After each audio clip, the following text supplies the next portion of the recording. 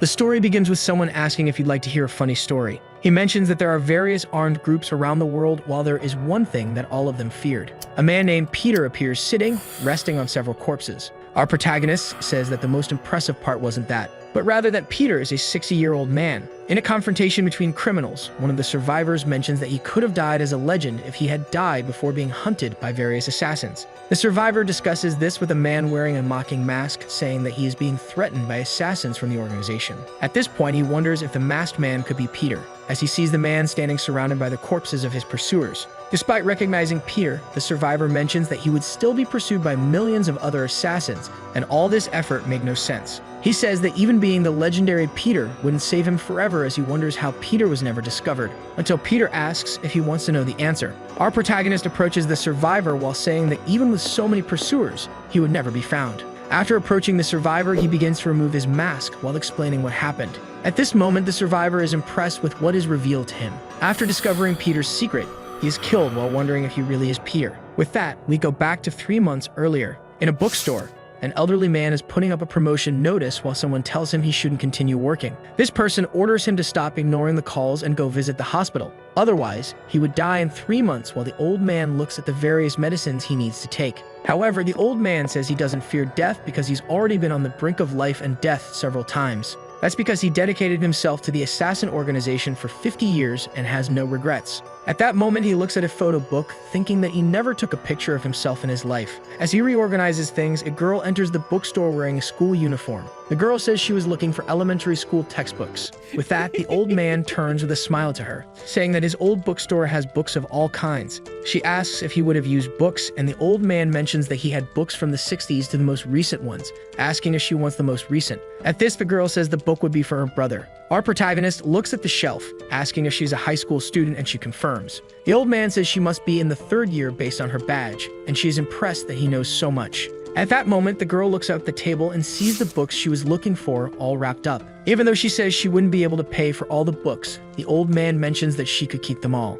After unwrapping the books, he mentions that at least the books could be used instead of gathering dust. The girl tries to refuse, and the old man mentions that he could see how much she loves her brother, asking her to be good to him while she can. Otherwise, she might regret it in the future. After accepting his request, the girl asks if he ever regretted anything while he was arranging the books. At this, the old man becomes thoughtful, saying that the longer one lives, the more regrets they have. But he knows there's nothing that can be done, as he remembers a girl being taken away with someone saying it was the only way they could survive. The old man mentions that there's nothing one can do about the things they regret. He mentions that even though she might not understand what he's talking about, she should take care of her brother so as not to regret it later. With that, the old man tells her to leave, saying he wouldn't kill her if she left and ignored trying to kill him. At that moment, the girl realizes that he knew about her plans from the beginning. Our protagonist mentions that he had already memorized the faces of all the students and confirmed it when he asked if she was in the 3rd year, because the school in that neighborhood only went up to the 2nd year, making her understand that she was following his plan from the start. The old man also mentions that she couldn't hide the smell of blood on the knife by using any perfume, since he had smelled that scent his entire life. Seeing that her plan was compromised, she insists on trying to kill him, even knowing that he was aware of it from the beginning.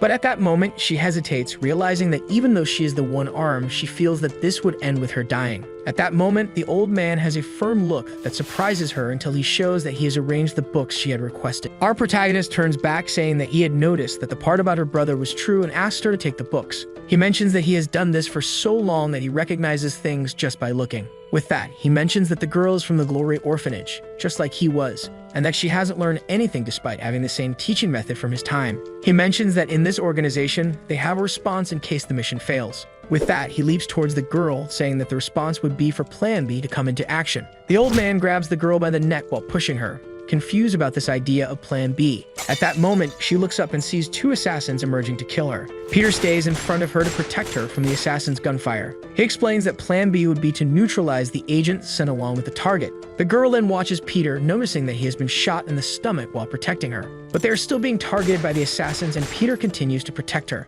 With that, Peter stands up armed, trying to take down the 2 until he notices that they have taken the girl hostage. Because of this, Peter hesitates, being struck by the other assassin with a direct punch to the face. The assassin begins mocking Peter for being defeated so easily. At that moment, a 3rd assassin appears, explaining that despite Peter's feats and reputation, he needed to do this. This assassin was the informant of the boss known as Octopus, saying that not even the legendary Peter could remain incredible while being sick. Peter gets angry and asks why they are trying to kill him. He replies that the boss was upset with Peter, who is confused. Octopus explains that after Peter retired, thousands of people would come after him. That's because a bounty of 76 billion won was placed on his head. Our protagonist recognizes that this was the amount he had accumulated in his life, and the informant confirms it was the same amount. Because the idea was that after his death, the accumulated money would go to whoever managed to kill him. Octopus then becomes obsessed with the idea of getting that money and asks for Peter to be killed by him. With that, the assassin who had hit him attacks again, telling him to die quietly. After a series of punches, he throws Peter into another room. Believing that he had been knocked out, the assassin gets disappointed that it ended so quickly.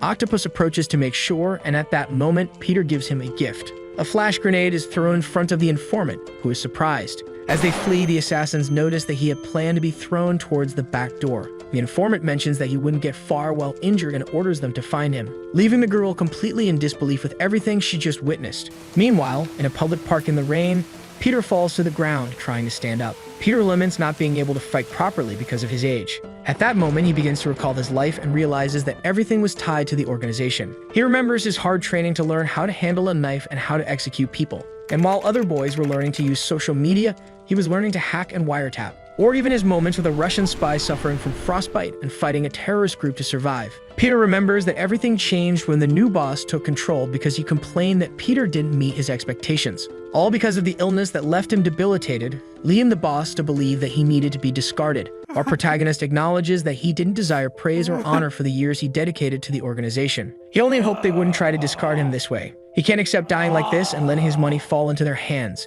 because his money was meant to help his daughter until he falls to the ground bleeding. Meanwhile, in Octopus's hideout, the two assassins complain about losing the money due to Peter's death. One of them mentions that the high amount was because of his history, while the other says that it was irrelevant because nothing comes before money. The assassin stares at Peter's photo, thinking about killing him to get the money. At that moment, someone appears, saying that this was the first photo of him. At that moment, the two assassins turn around and see a man wearing Peter's clothes, but they recognize that it wasn't him because the man had black hair, while saying that it was the first photo taken of him. The man says he doesn't know what happened because when he woke up, he was like that. With that, the assassin grabs his shoulder, trying to push him out, saying that this is not a place for a student. Suddenly, the man grabs his wrist, saying that he knows everything and demands to be taken to Octopus. At that moment, they face each other and recognize that he is also in the same line of work as they are. But he says that when someone from the same industry shows up in their place, it should be killed. When the assassin tries to attack Peter, he easily grabs his fist. The assassin is impressed by Peter's strength in blocking his strike and recalls how easily Peter had defeated him before.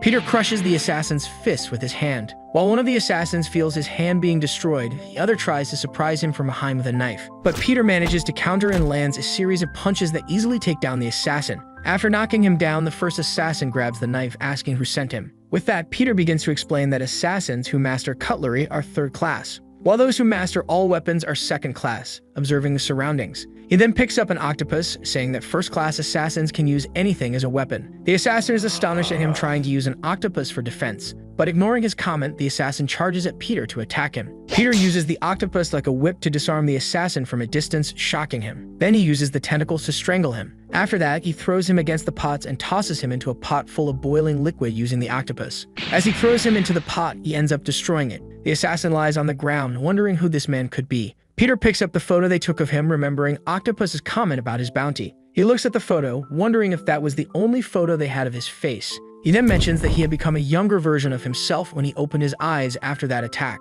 Our protagonist lights his cigarette and burns his photo, saying that the Peter they were looking for is already dead, while revealing his new, rejuvenated appearance. Meanwhile, Octopus is driving, complaining about having lost track of Peter. He comments to his subordinate that he needs to find Peter as soon as possible, despite believing that he won't last much longer due to the cancer, saying that he could surrender to them gently. At the same time, Peter opens the doors of the restaurant controlled by Octopus. But seeing that he wasn't there, Peter believes that this extended Octopus's life a little longer. After that, he heads to the subway station. The people around are curious about the strange man in the bathroom, because Peter had taken off his shirt and was staring at his reflection, amazed by his rejuvenation. Additionally, he notices that he has been cured of cancer and the gunshot wound he received in the confrontation with the assassins has disappeared. He finally understands that he has become younger, wondering if that could really happen. Even so, he knows that thanks to this, he will never be recognized because no one would be looking for him as such a young man. He realizes he needs to change his clothes to avoid drawing attention. With that, he overhears a conversation between two men about a job that paid 80 million won. It turns out they had swindled a guy who was looking for money for his mother's medicine, and the two mock the guy for not reading the contract properly. The two continue talking while smoking in a prohibited area, discussing the fancy clothes one of them is wearing. He mentions that these clothes are useful to motivate victims to sign without thinking twice when they see his wristwatch. Peter approaches them, telling them to put out their cigarettes because it's a no-smoking area. However, this irritates the men who complain, telling him he should use formalities with his elders. One of the men slaps Peter in the face, telling him to leave while he's still in a good mood. After that, Peter walks toward the bathroom door to avoid trouble with those two who laugh at him. But then he locks the door, wanting to end this quickly. At that moment, he goes back to the two men, who start complaining again about him bothering them. Our protagonist rolls up his sleeves, saying he will show them what happens to those who don't show respect for their elders in the East. The man who slapped Peter intends to deliver another slap to get rid of him quickly. But at that moment, Peter hits him with two precise strikes, knocking him down. His partner pulls out a knife and threatens Peter, saying that he doesn't know who they are. But Peter says he recognizes that knife and that the guy is holding it the wrong way. He explains that he would end up cutting his own fingers if he swings the knife like that. The man gets irritated, saying he wouldn't swing the knife while still pointing it at Peter. Our protagonist mentions that someone planning to stab wouldn't leave their arm out front while preparing to take him down. The guy charges at Peter, who dodges and disarms him in a quick move before landing a punch that takes him down. The man starts screaming in pain, and Peter tells him that he didn't stab him because if he had, he'd already be dead. With that, the man asks who he is, and Peter says that although he doesn't care about the business of those two, Peter squeezes his shoulder as he leans in to whisper that if he found out who Peter was, he'd have to kill him. After this scare, Peter warns that his pants won't be of much use as he notices the man wetting himself in fear. As he leaves the bathroom, he checks his phone and discovers that his 76 billion won has disappeared. Our protagonist walks through the station, irritated that they mess with his money, wearing the clothes of one of the criminals. Even so, he acknowledges that this is what his companions are really worth. On the way, he overhears a girl saying that she received a scholarship from the Glory Club. Peter then explains that he grew up in the Glory Orphanage, which was run by a religious organization. 50 years later, the orphanage turned into a cartel with influence in politics and the business world, using a front called the Glory Club. Peter mentions that this was the organization he was part of and that now he will go after it to destroy it with his own hands. Meanwhile, in a butcher shop, a criminal finds himself being threatened by someone coming to capture him. That person threatening him was Octopus, who said it wouldn't take much to defeat him since he wasn't Peter. The criminal taunts, saying they would die young if they relied solely on Peter, and Octopus asks who cares if someone dies young or not. Octopus orders to finish this quickly so it will be less painful for him. With that, the criminal starts laughing, thinking Octopus was showing off too much. He then reveals that he had called his companions from the Vacna mercenary company to solve the problem. That criminal knows that Octopus wasn't one of the 12 apostles of the Glory Club and doesn't understand why he was so confident. He then orders his subordinates to take down Octopus, and they all charge at him. Shortly after, the criminal is surrounded by blood and trembling in fear on the ground, seeing something absurd that didn't even seem human. Octopus says he found it very easy to deal with the subordinates he had brought, as he contorts his body in an inhuman manner, twisting the body of one of the subordinates using his hyperflexibility ability. After getting rid of the subordinates, he charges at the criminal, who becomes desperate. Back at his restaurant, Octopus learns about the attack Peter caused on his subordinates. He asks if there really wasn't any evidence left, and when it's confirmed, he believes there's only one person capable of doing that. Octopus mentions that Peter was behind it and imagines that he's starting to kill his men while the girl continues to follow him. But he remembers that the bounty on Peter would drop soon, and he should get rid of him as soon as possible. With that, he orders the girl to report as soon as they know Peter's whereabouts while she recalls everything she's been through with Peter. As they arrive at the restaurant hall, they see someone there and his subordinate says they were open. He asks if the man sitting there had made a reservation. The man says he didn't have a reservation, but a grudge. Octopus asks if it had something to do with money, and Peter mentions that it had to do with a large sum. With that, he mentions the amount of 76 billion, knowing it would affect him. At that moment, Octopus orders the doors to be locked and mentions that he wouldn't leave there alive for having some connection with Peter. But since Peter no longer looks the same, Octopus doesn't recognize him and wonders who he could be and what he's planning. He imagines if that man could be Peter's son or disciple and knows it couldn't be either of the two. Realizing he might get information from him, Octopus decides to give him two options. One of the options would be to tell where Peter was and be able to leave alive, while the other would be to stay silent and be killed by his subordinate. Our protagonist starts provoking him while eating the dish on the table, which irritates the informant. He mocks him, saying that no one has ever survived after hearing this, But then he says there could be a third option, revealing that he is Peter. Octopus stares at him, not understanding what Peter was saying. Peter continues to provoke him, saying that despite being so young, he heard very poorly, and that it was he who killed his subordinates. Though Octopus understands that he killed his subordinates, he doesn't believe he is Peter and wonders why he did it. He then orders the protagonist to tell the truth, stating that the weapons were real and asks what his relationship with Peter was. After glancing at the girl behind Octopus, Peter decides there's no other option and decides to speak. He picks up the food, saying that Octopus just needs to kill him, which would make everything simpler for him. Octopus orders his subordinate to at least make sure he can still breathe, and the subordinate points his gun, confirming he heard the order.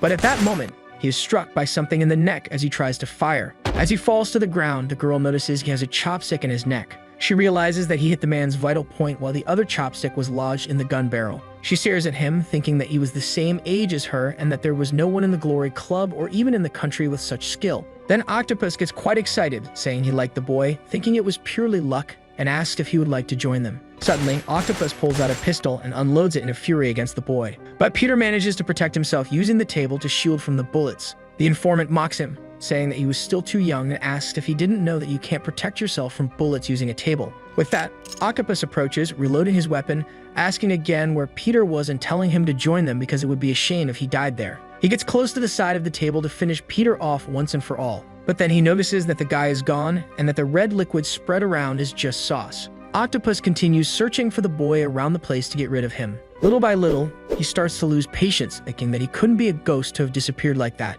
Then he finds Peter hanging from a part of the pillar with his mouth full of something. Peter takes advantage of Octopus turning to him and spits all the sauce he had in his mouth directly at his face. With that, he strikes Octopus' arm to disrupt his aim. Right after that, Peter uses his other hand to dismantle his pistol. After disarming him, Peter begins to hit Octopus, who is unable to react. The informant notices that he was incredibly fast and wonders if he really was just a kid. Peter finishes his enemy by completely twisting his neck. Octopus is impressed by the boy's skills because he has never encountered anyone as skilled as him. At that moment, Octopus remembers his training, which mentioned a tactic of taking advantage of a moment when his opponent's guard was down. He recalls that at that moment, he created an ability that only he could use. His flexibility ability was very useful in training, where the trainers made him push harder each time to be able to kill his enemy. But he had already been warned that the most dangerous thing to do was to turn your back when you think you've won because you can't trust yourself too much. With this in mind, he was confident that he wouldn't lose to anyone. Suddenly, he grabs Peter's leg and wraps himself around it to immobilize him. After trapping him, Octopus begins to twist Peter's body.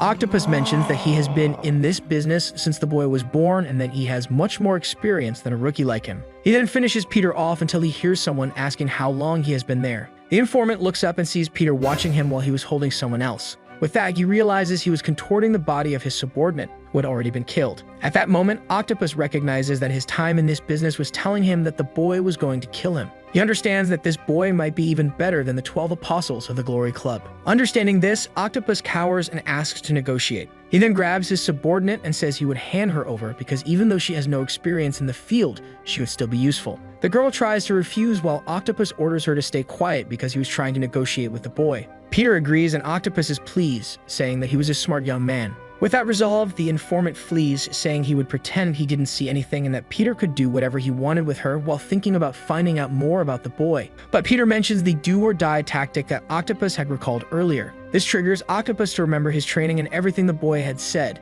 starting to piece things together. At that moment, he stares at the boy and notices that he emanates the same aura as Peter. Octopus remembers that no one who met Peter survived. Peter confirms what he said as he rushes toward Octopus. Gradually, all of Octopus's limbs and his neck are twisted by a swift movement from Peter. Meanwhile, the superiors receive confirmation of Octopus's death. They reveal that the cameras were removed before they could reach the scene and that there were no more pieces of evidence. The leader mocks the whole situation while doing one-arm push-ups on the rooftop of his building. He mentions that the 76 billion reward for this SSS-level mission will be sent to all the assassins of glory, because they were all authorized to hunt Peter. Back in the city, people walk around until a child points out an announcement on the external screens. This announcement catches Peter's attention, who notices it's an ad for meals for the elderly, using the only photo of him, and understands they are spreading information about him. He continues down the streets until he receives a flyer from Glory that gives more details about him. Peter figures they don't need to worry about finding him because he will be coming after them himself. Our protagonist realizes that he needs help to take down Glory, and only one person comes to mind.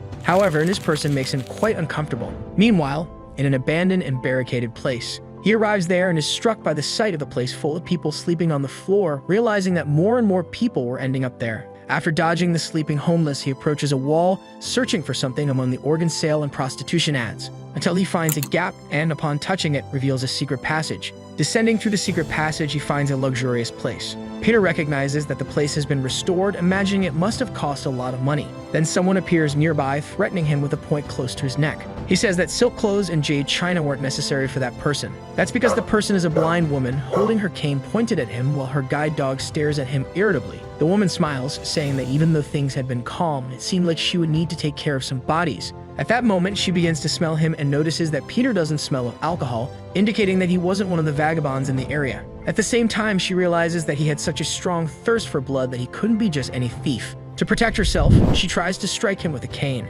asking if he was sent by Glory while Peter dodges the blow. Even though she insists on trying to hit him, Peter continues to evade her attacks, at least until he's cornered against the wall, making her point the cane at him. The girl throws her cane, telling him to be careful because the wallpaper was expensive, and Peter dodges the attack again. He stares at the cane embedded in the wall, starting to think about something. Peter wonders if she's really blind because her skills are incredible, and she even praises herself, until he manages to stop her attack by grabbing her leg and flipping her upside down. Finally, he throws her onto the sofa to end the fight, but then she pulls out a knife, saying she didn't expect Glory to have someone as skilled as him. At that moment, she notices that he no longer had a thirst for blood. She mentions that although it wasn't pleasant to kill someone so skilled, someone had to die at that moment because it was part of their job. With that, she orders her dog, Alexander McKing, to attack him, and Peter notices the dog charging at him. However, McKing ends up being tamed by Peter, which impresses the girl. After they resolve everything and Peter explains what happened, she's astonished to notice that Peter has rejuvenated. The girl touches his face, noting that his skin is much smoother, and wonders if this is really possible. Suddenly, she throws herself on the floor along with McKing, leaving Peter confused. She asks if this was the position in which he had died, saying that she would like to try it too. At that moment, she approaches him again, saying that the method might be the key to the issue, asking what had killed him so she could try the same. After Peter playfully taps her on the forehead, he begins to explain his plan, causing her to question how he intends to confront Glory. Peter mentions that he plans to enter the Eye of the Storm, which leaves her quite confused. Our protagonist explains that he will take advantage of Glory's search for him to place them in the palm of his hand. To do this, he intends to become an assassin for the Glory Club. The girl becomes worried, and Peter acknowledges that it sounds crazy. But then she remembers that since he rejuvenated, no one recognizes him anymore. So while they're all searching for Peter, they'll actually be in the palm of his hand. This thought excites her, and she says that he's a terrifying man, to which Peter responds that she's even more so. However, the girl reminds him that it would be impossible to become a Glory assassin without having come from the Honor Orphanage. She mentions that even he came from that orphanage, while this young version of him is just an outsider who couldn't become a Glory assassin. But Peter says there is a way. The next day in a building, someone asks what he is seeing in front of him. A group of girls is impressed by the handsome new student who is there, trying to catch his attention.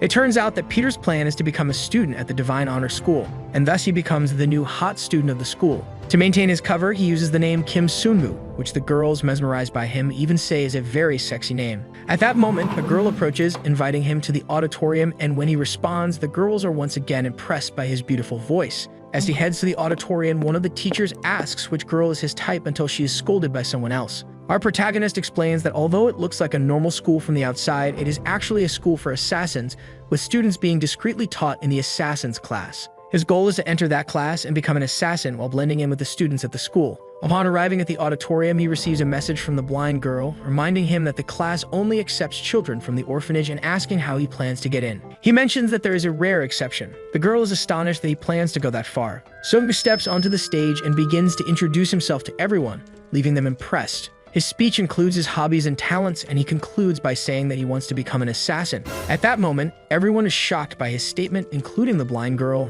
and the dog. But this was the plan, because with his speech, Peter caught the attention of the assassins class, knowing that this would get him recruited by them. To calm the situation, he mentions that he wants to be an assassin who is also good at academics. This motivates the students who recorded the presentation to start mocking him. But then a guy appears, pushing a girl who was recording the presentation. A group of students gathers in front of the protagonist, who recognizes that his plan has worked. Then the guy who pushed the girl asks if he had seduced a girl named Yejin, leaving Peter confused. The guy starts crying while complaining about the protagonist. It's revealed that his name is Yang Yisul, and the girl he mentioned was his girlfriend for 22 days and the most adored girl in the school. But when Peter arrived, she started getting excited about him, and Yang says she was stolen by the newcomer. Yang decides to take revenge on him and charges at Peter while he tries to talk. That boy is known for having managed to conquer the entire Mapo district with his fists. But when Peter retaliates, Yang feels death approaching as the protagonist stares at him with a fixed gaze. He imagines he's about to be defeated, lamenting that he couldn't protect Yejin, even though he never actually tried to do so.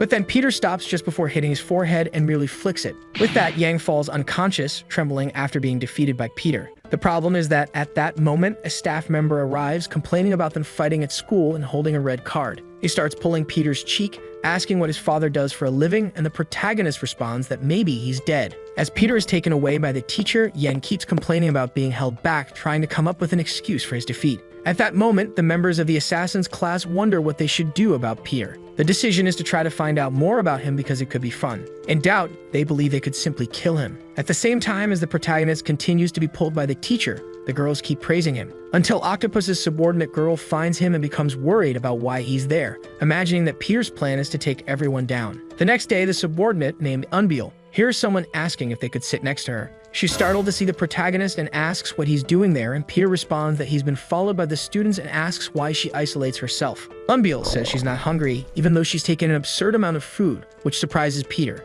At that moment, she begins to remember their last encounter. Peter had told her to say that the old Peter was responsible for the deaths, and that by doing so, she could be saved. The girl worries, asking why he's come after her when she kept her promise, and Peter mentions that he wasn't coming after her. She complains that because of him, the company has been spying on her, asking if he knows how difficult it's been for her. Even though Peter says she should thank him since she's only alive because of him, Unbeal asserts that she survived on her own. But Peter mentions that she doesn't fully understand how terrifying this place can be, nor who he really is, while the girl asks what he could do. At that, the girl decides to leave while Peter asks for her help because neither of them knows anything. Peter says he's counting on her help, taking the opportunity to reveal that he knows her real name, which is Lee Yuna. But when she turns back to him, Peter is gone. A few days later, a school's athletic competition begins. During the event, we meet the school's running record holder, Jonathan, as he runs, imagining that it will be the day of his retirement. That's because Peter is surpassing him with great ease. After the race, Jonathan is crying next to Yang, while the protagonist is observed by a figure in the shadows.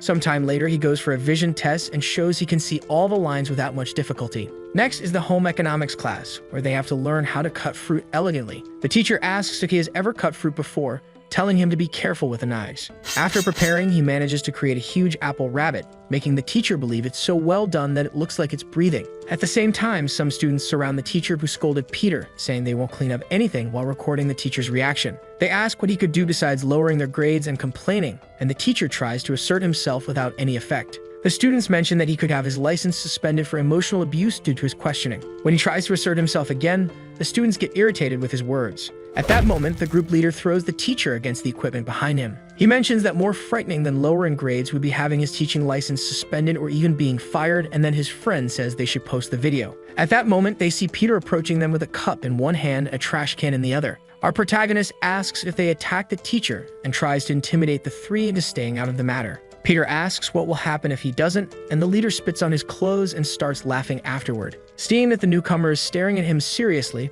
the leader tells him to leave quietly, and Peter questions again what will happen if he doesn't obey. This irritates the group leader, who decides to go after him. But Peter easily dodges each blow he attempts, causing his friends to taunt him for not being able to hit the newcomer. As he wonders why he can't land a blow, Peter hits him with a kick that knocks him face first to the ground. Because of this, his friend decides to finish Peter off, approaching him from behind with a brick. However, the newcomer quickly moves and destroys the brick in his hand before he can even realize it. With that, the three apologize to Peter, and then to the teacher, for what they did. After that, they run off, telling him to wait because justice always prevails, and Peter emphasizes that's why he won. Our protagonist turns to the teacher, asking if he's okay, and the teacher tries to scold him. But pretending not to hear, Peter notices they forgot the phone they were using to record the teacher's humiliation. The teacher asks if he has always been like this as a student, until he tries to land a direct kick to Peter's head while he is distracted. Peter defends against the strike, showing that the teacher was right to suspect that he had something different. The teacher holds up the cup Peter had handed him, mentioning that even during the fight,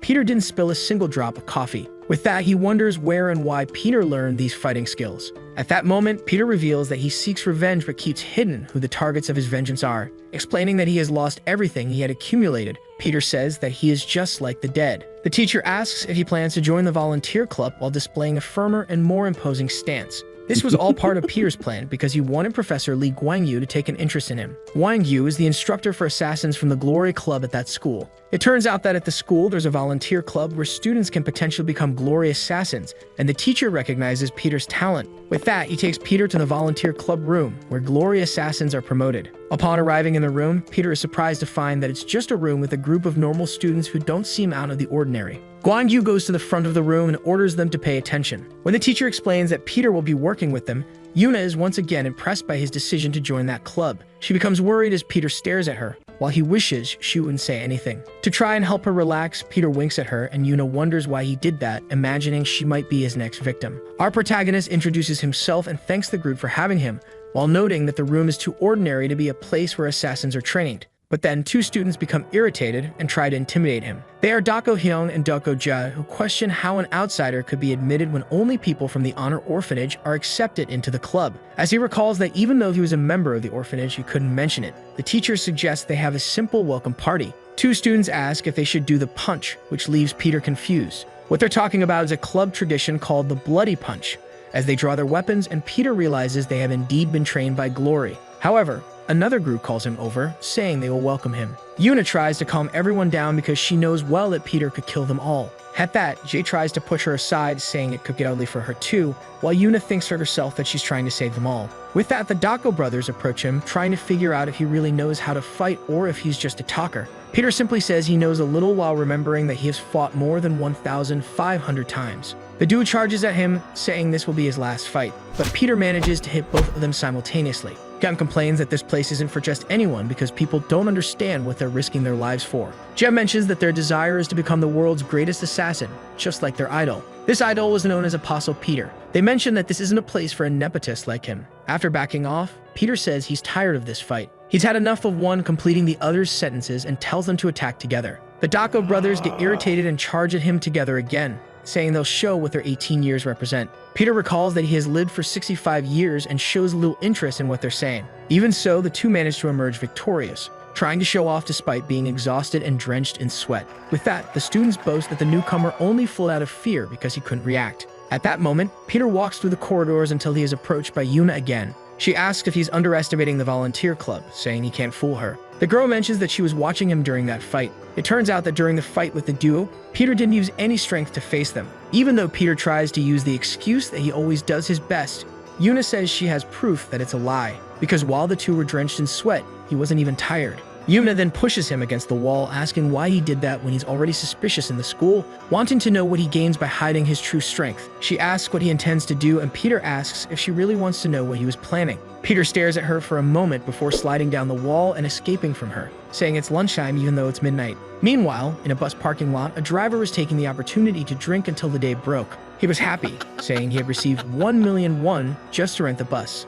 But when he goes to meet the people with whom he had arranged the rental, he's surprised, thinking he would see a group. However, he only finds one man standing in the parking lot. The driver asks where the others are, and the man says it's just him while handing over a heavy suitcase. At that moment, he shows several other suitcases that need to be loaded, saying there's a lot of stuff. The driver starts loading the suitcases while getting annoyed with the absurd amount of luggage the man was planning to take. Then the man moves the driver's hand away from the suitcases, asking if he would like to make a bet. The man approaches him and asks him to try guessing what's inside those suitcases. After being startled, the driver continues the journey, remembering that he didn't accept the bet while watching the man through the rearview mirror. During the trip, the man sits calmly and serenely with his arms crossed. At the same time, the driver recalls what he saw at that moment. One of the suitcases he carried was moving. Back at the volunteer club, the teacher mentions they will have a guest, the president of the Deha group, Choi Unchang. He says he will separate the students into teams and the winner will receive a volunteer certificate with the president's recommendation. This means that the winning team would become assassins, and both Yuna and Peter recognize that this would be the best chance to get promoted.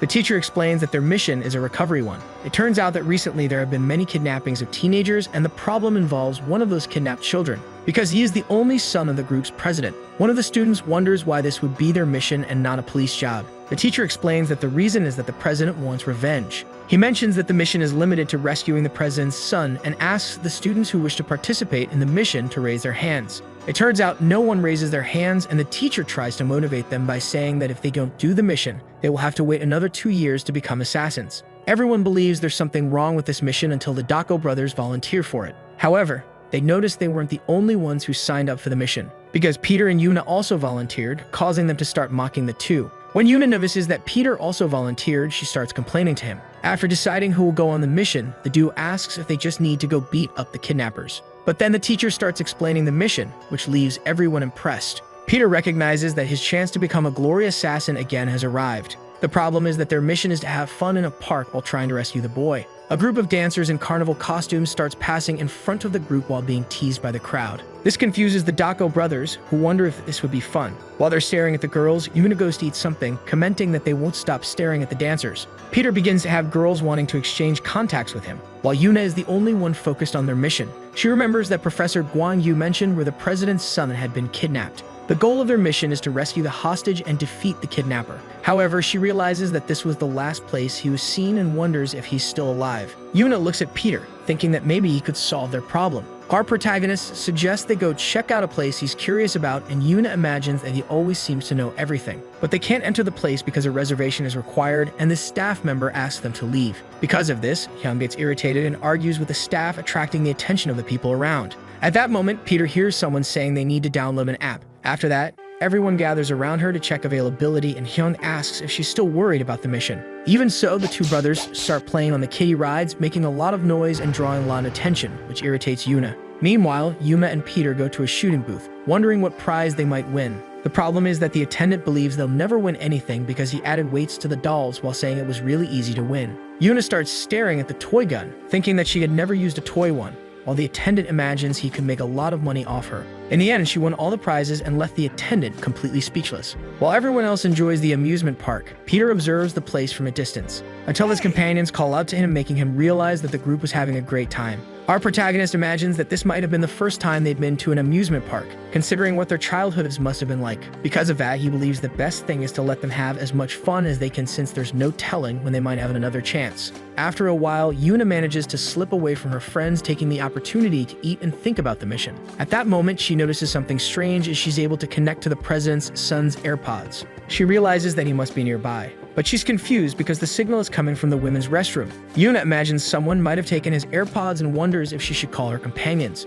She decides to enter the restroom first to get an idea of the situation. At first, she doesn't see anything unusual, even though the AirPods signal is coming from a girl applying makeup. Afraid she might be wrong, Yuna decides to talk to the girl carefully, not revealing too much, while keeping a friendly smile. The problem is that her smile is so sinister and sadistic that the woman gets scared. At that moment, the woman's boyfriend shows up and she says that Yuna came up behind her trying to hit her. Hearing his girlfriend's comment, the guy approaches Yuna, thinking of confronting her while Yuna tries to explain what happened. He raises his hand to strike Yuna, and his girlfriend complains, saying she only wanted an apology. But he says he's going to hit her first, which makes Yuna alert to his movements. Meanwhile, the three others are wandering around the park, wondering where she could be, and Peter assumes she just went to get something to eat. Moreover, Peter says they don't need to worry about her. Because she could handle anything dangerous that might come up, Yuna uses the guy's movement to flip over him. She then grabs onto his back, threatening to shove the lollipop stick into his ear. But at that moment, she realizes she overreacted and acted on instinct, avoiding killing him.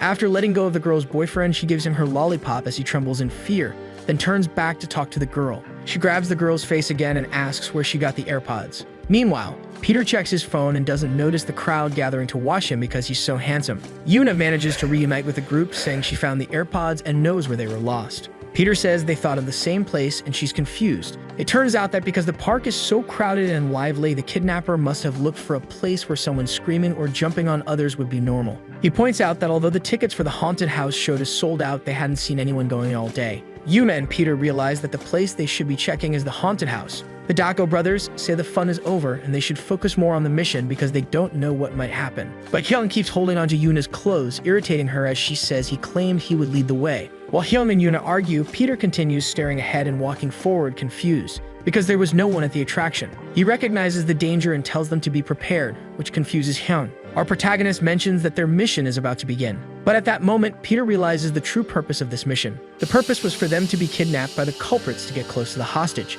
Before passing out, Hyun manages to see a man approaching them. At that moment, Professor Guan Yu bursts into the director's office, furiously demanding that he call the students. The director says he can't reach them, and Professor Guan Yu mentions that this mission wasn't so simple. He then mentions the name Park Sangdo, which makes the director concerned. because Park Sang-do was a former apostle candidate who was expelled from Glory for being uncontrollable. Even so, the director mentions that there shouldn't be any problems because the students had learned enough and could handle it. However, teacher Guan-yu is frozen, sweating profusely as he recalls Sang-do's behavior. At the moment he shows something to the director is shocked. Meanwhile, in a warehouse full of suitcases, Peter and Yuna are tied up and bound to a column. Sang-do is impressed that they knew chloroform was used to knock them out. He recognized this because people knocked out by chloroform typically pass out with their mouths open, while Yuna's mouth was closed. Back with the director, he is desperate upon seeing what the professor had shown him. His mechanical leg, as he says that Sang-do is an extremely cruel person. Guan-yu complains that there's no time to be stunned, they need to save the students. Yuna notices that he had figured out she was awake and wonders what she could do. But Guan-yu warns the director that if they're discovered, Sang-do would cut off their legs while the kidnapper prepares to grab Yuna. As he's about to grab Yuna's neck, her phone starts ringing. He picks up her phone to see who's calling. When he answers, Professor Guan-yu recognizes Sang-do's voice. Taking advantage of this, Lee threatens to come after Sang-do and kill him if he dares to touch a hair on his students' heads. Sang-do remains calm, asking why so much violence. He asks if Guan-yu is afraid that he'll cripple them just like he did to the professor. This infuriates Guan-yu, while Sang-do asks if he would like to make a bet. The bet would be on how many pairs of legs would still be intact by the time he reaches the hideout.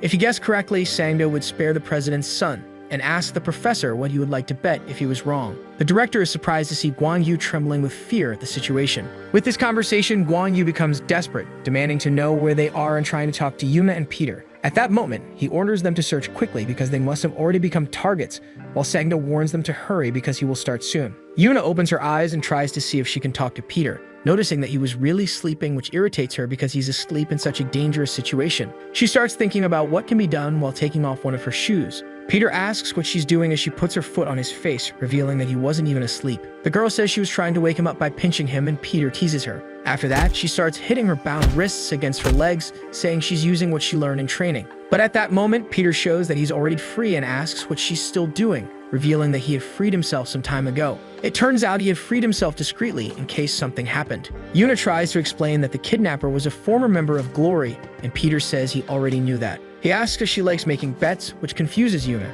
Meanwhile, the Dako brothers comment that they're in the middle of a mission and ask Sang-do to tell them where the president's son is. Sang-do recognizes their foul language and gets excited, saying he wants to make a bet with them. The two accept the idea while Guan-yu rushes desperately to that location, and Sang-do says that if they win, they can save the president's son. However, if they lose, Sang-do will cut off their legs, and Guan-yu knows that if they accept the bet, they're doomed because they have no chance of beating him. At that moment, the two get excited about the idea of fighting Sang-do, not knowing what he's really capable of. They tear their shirts and charge at him, saying they'll beat him so badly that he'll need to use a wheelchair. With that, Sang-do drops one of his knives and throws it to them, saying the best bets are the fair ones. Hyung grabs the knife, all excited, saying he's very good with knives and that Sang-do will regret giving it to him. The knife duel extends as Hyung believes he has the advantage by causing cumulative damage and can win if he just keeps pressing on in the fight. But Hyung is almost hit in the face by his own knife and starts questioning if they're the same knives. At that, he backs off, making Sang-do ask what happened. Hyung stares at the knife and realizes what's going on, and Jae asks what the problem is.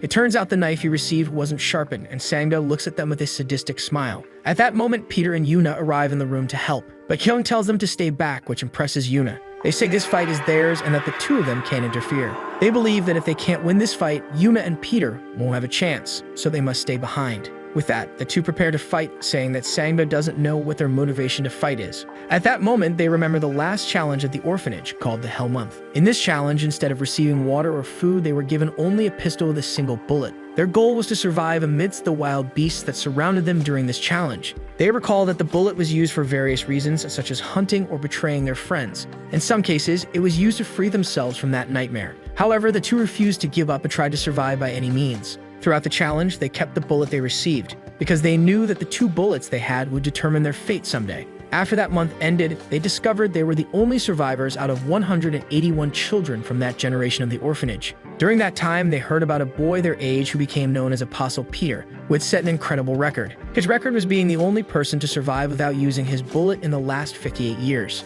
10 years passed with the two trying to become like Peter and be the best. Hyun mentions that Sang-do was just a stone in their path at that moment. Jia charges to try to hinder Sang-do's movement while Hyun prepares to attack him. His brother uses him as a support to leap over their target and attack. He repeats that Sang-do will regret giving him a knife. But Sang-do says he's not going after his leg anymore while smiling sadistically. At that moment, Sang-do grabs Hyun's wrist, saying that maybe he should cut off his arm instead. With that, Hyun drops the knife, saying he knows he can't cut him with a blunt knife. Jake takes the knife, showing that their plan was only to stab the target. When they try to stab Sangdo's neck, he comments on their dream while Jae is shocked by what he's seeing. Sangdo destroys the knife he gave them using his own knife, asking if they really think they can become like Peter. It turns out the knife he's using is a kukri. He explains that this knife is heavier than an axe and faster than a knife, and that this perfect killing weapon is something he trained his whole life to use. The two charge at him again while trying to understand how he can wield such a heavy knife with no problem. At that moment, Sangdo attacks them, demonstrating that he's not an ordinary man. In a quick movement, he strikes all their limbs and knocks them down with no effort, making them realize that this guy is a monster.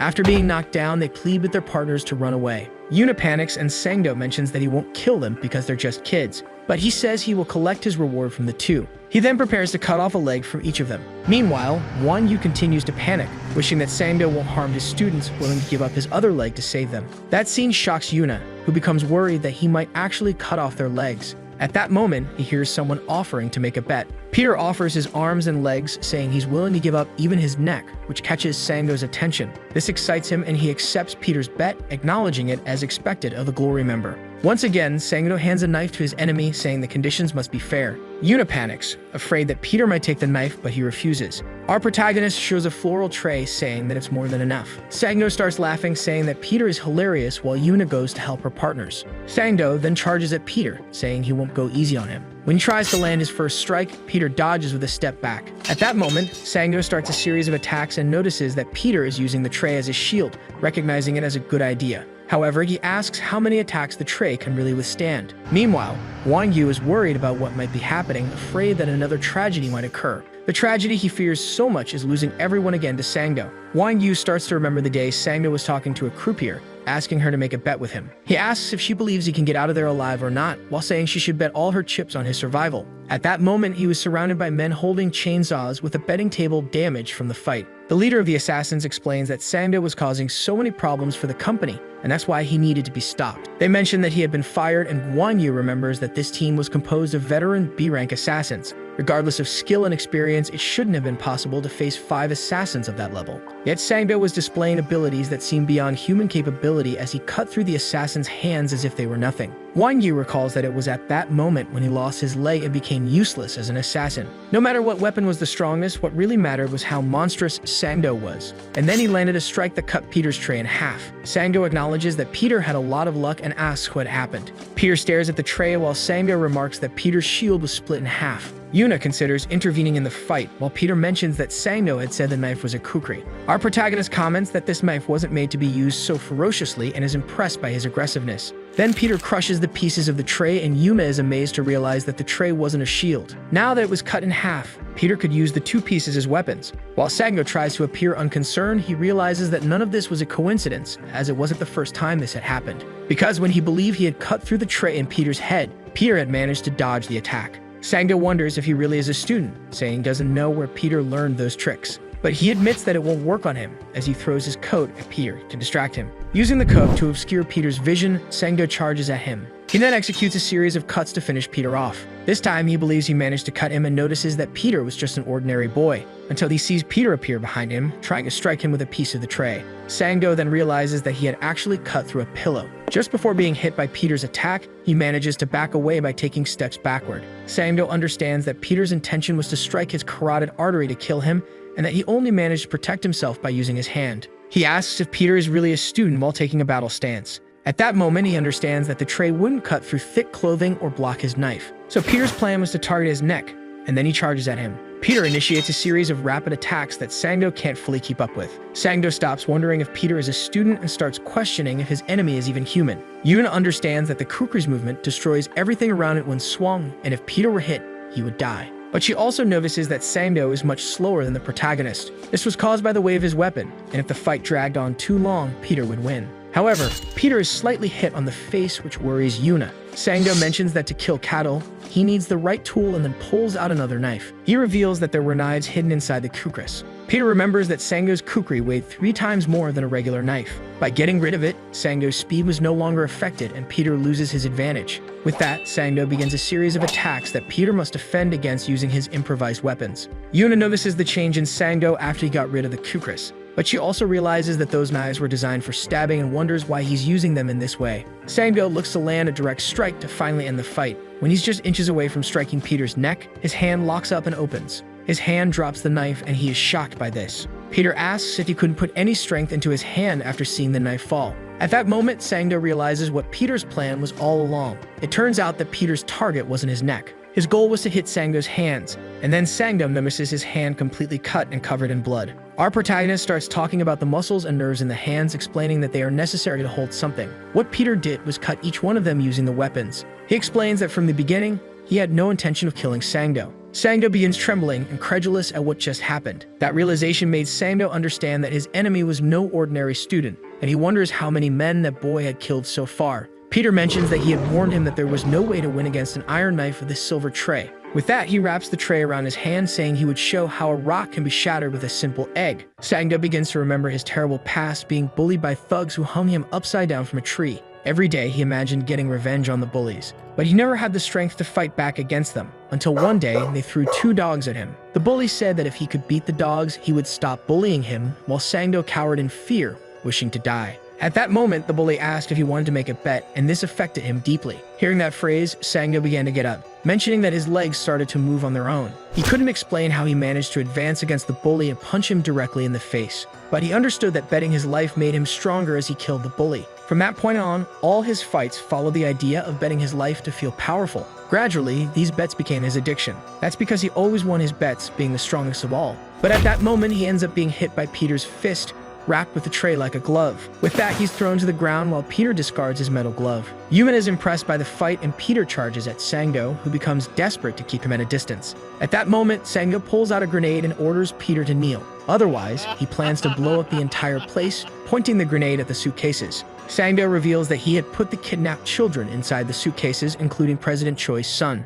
The girl is shocked by his actions, imagining that if he detonated the grenade, everyone would die. The kidnapper mentions that there's a gas pipe in the ceiling that would kill everyone if it exploded. He then orders Peter to kneel again, and Peter tells him to go ahead and try to detonate it. Peter grabs the grenade and shoves it into Sangdo's mouth before he even realizes it. He then explains how a grenade works, saying that Sangdo can't open his mouth or he'll die. After pulling the pin from the grenade, Peter clenches his fists, saying that this is what a real threat looks like. Our protagonist takes the opportunity to beat Sangdo while he has the grenade in his mouth. Afterward, Peter puts the pin back in and tells Sangdo to stop crying and get up. Peter mentions that he's not done yet as he holds the grenade he took from Sangdo's mouth. Sangdo says he didn't want to resort to desperate measures as he tries to get up. Yuna once again worries about what the kidnapper's next move might be. But at that moment, Sangdo kneels down crying, begging them to call it a draw. He promises to pretend that he never fought them and would release all the children as long as they end the fight right there. Finally, Guan Yu arrives at the kidnapper's hideout, worried about his students. But he's greeted by a completely destroyed Sangdo, nowhere near the terrible man he once was.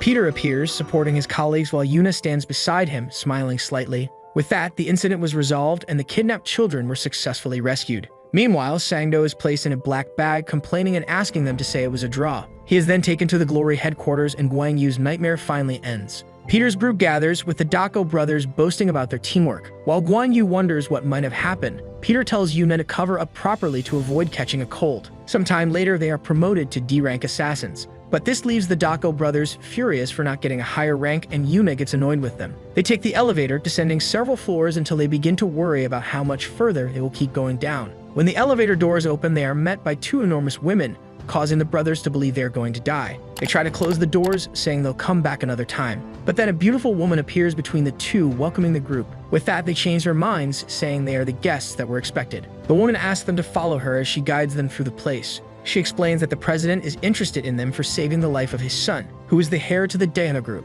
She then leads them to a dining room, saying that the president has ordered them to be well taken care of. After that, she takes them to get changed, and the group is given suits. While waiting, the brothers simulate boastful conversations with others, saying they know the president. The girl opens the door to continue their way, making everyone excited. She explains that the main event would be beyond this door. The room was filled with weapons, and the girl explains that the Dana group is responsible for supplying armaments to the Glory assassins. As a reward for the rescue, the president decided to give them as many weapons as they desired. The brothers wonder if they really need firearms. However, since they're being given for free, they decide to take as many as they can. Yuna gets excited about the models of knives they have and that she could take as many as she wanted. But as soon as she reaches out to grab them, she remembers that she didn't do anything that day and doesn't believe she has the right to take anything. The girl asks if anything caught Peter's attention, trying to figure out what he might choose. Peter simply picks up a fountain pen, saying it's all he needs, especially since he's used everything in that arsenal before. At that moment, she receives a message from the president saying that he would like them to be brought to his office,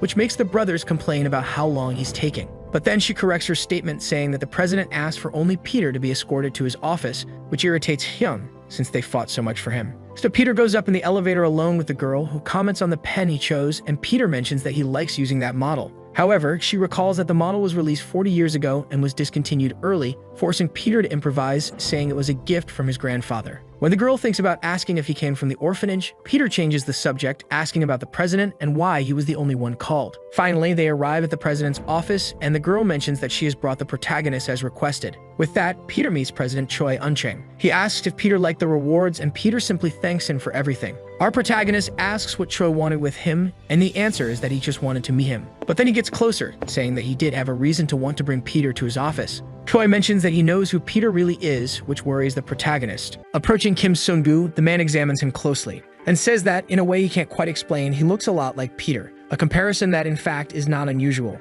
A faint smile escaped his face. On Christmas Eve of 1978 in Namsan, electricity surged through the head of an unsuspecting man. The men want him to reveal the whereabouts of Choi Uncheng, but he refuses to give any sense of information. He had already endured a lot and still did not intend to give in. After smiling, he said that he had already told them the way they had to go to save the boy. They from Korea would have to hand over their missiles to the Soviet Union. This is the only way. Refusal necessarily implies the permanent disappearance of the boy, who would be killed by someone. The president of the company feels unwell upon hearing this, but learned that the United States is sending its best prepared troops to Moscow to rescue the boy. On the phone, the boy is speaking to someone. An armed man is outside the train. He is pointing his gun at a helicopter in the sky. The aircraft explodes into several pieces, lighting up the night sky. The Delta team had been eliminated, and the company president is losing hope. So he decided to go to the Church of Honor. Someone is calling for the priest outside repeatedly. It is Choi Dae-ha, and he says it is an urgent matter. The priest wants to know why the confession is so late, and he then says that his son has been kidnapped by the Russians. With this, the Dae-ha group would give him the necessary support for 10 years or even 100 years if he wished. He only asks that among the 12 disciples he has trained, the best one be sent for this task. However, the priest says he does not understand what he is talking about. Once again, he says that his son has been kidnapped, and the priest tells him not to worry, for God's will shall be done. He only needs to say his prayers, but the man says he needs more than just prayers now. God's missile had already landed in Moscow. Faced with this, the man doubts, as 3 well-prepared teams have been obliterated, and 1 man alone seems insufficient. But he does not know who this man is, for even alone he is more than enough, because his son is the strongest of them all. On the train, the Russians want to know how he got there and if he is alone. In Russian, he tells them that he is alone. Even they don't believe it.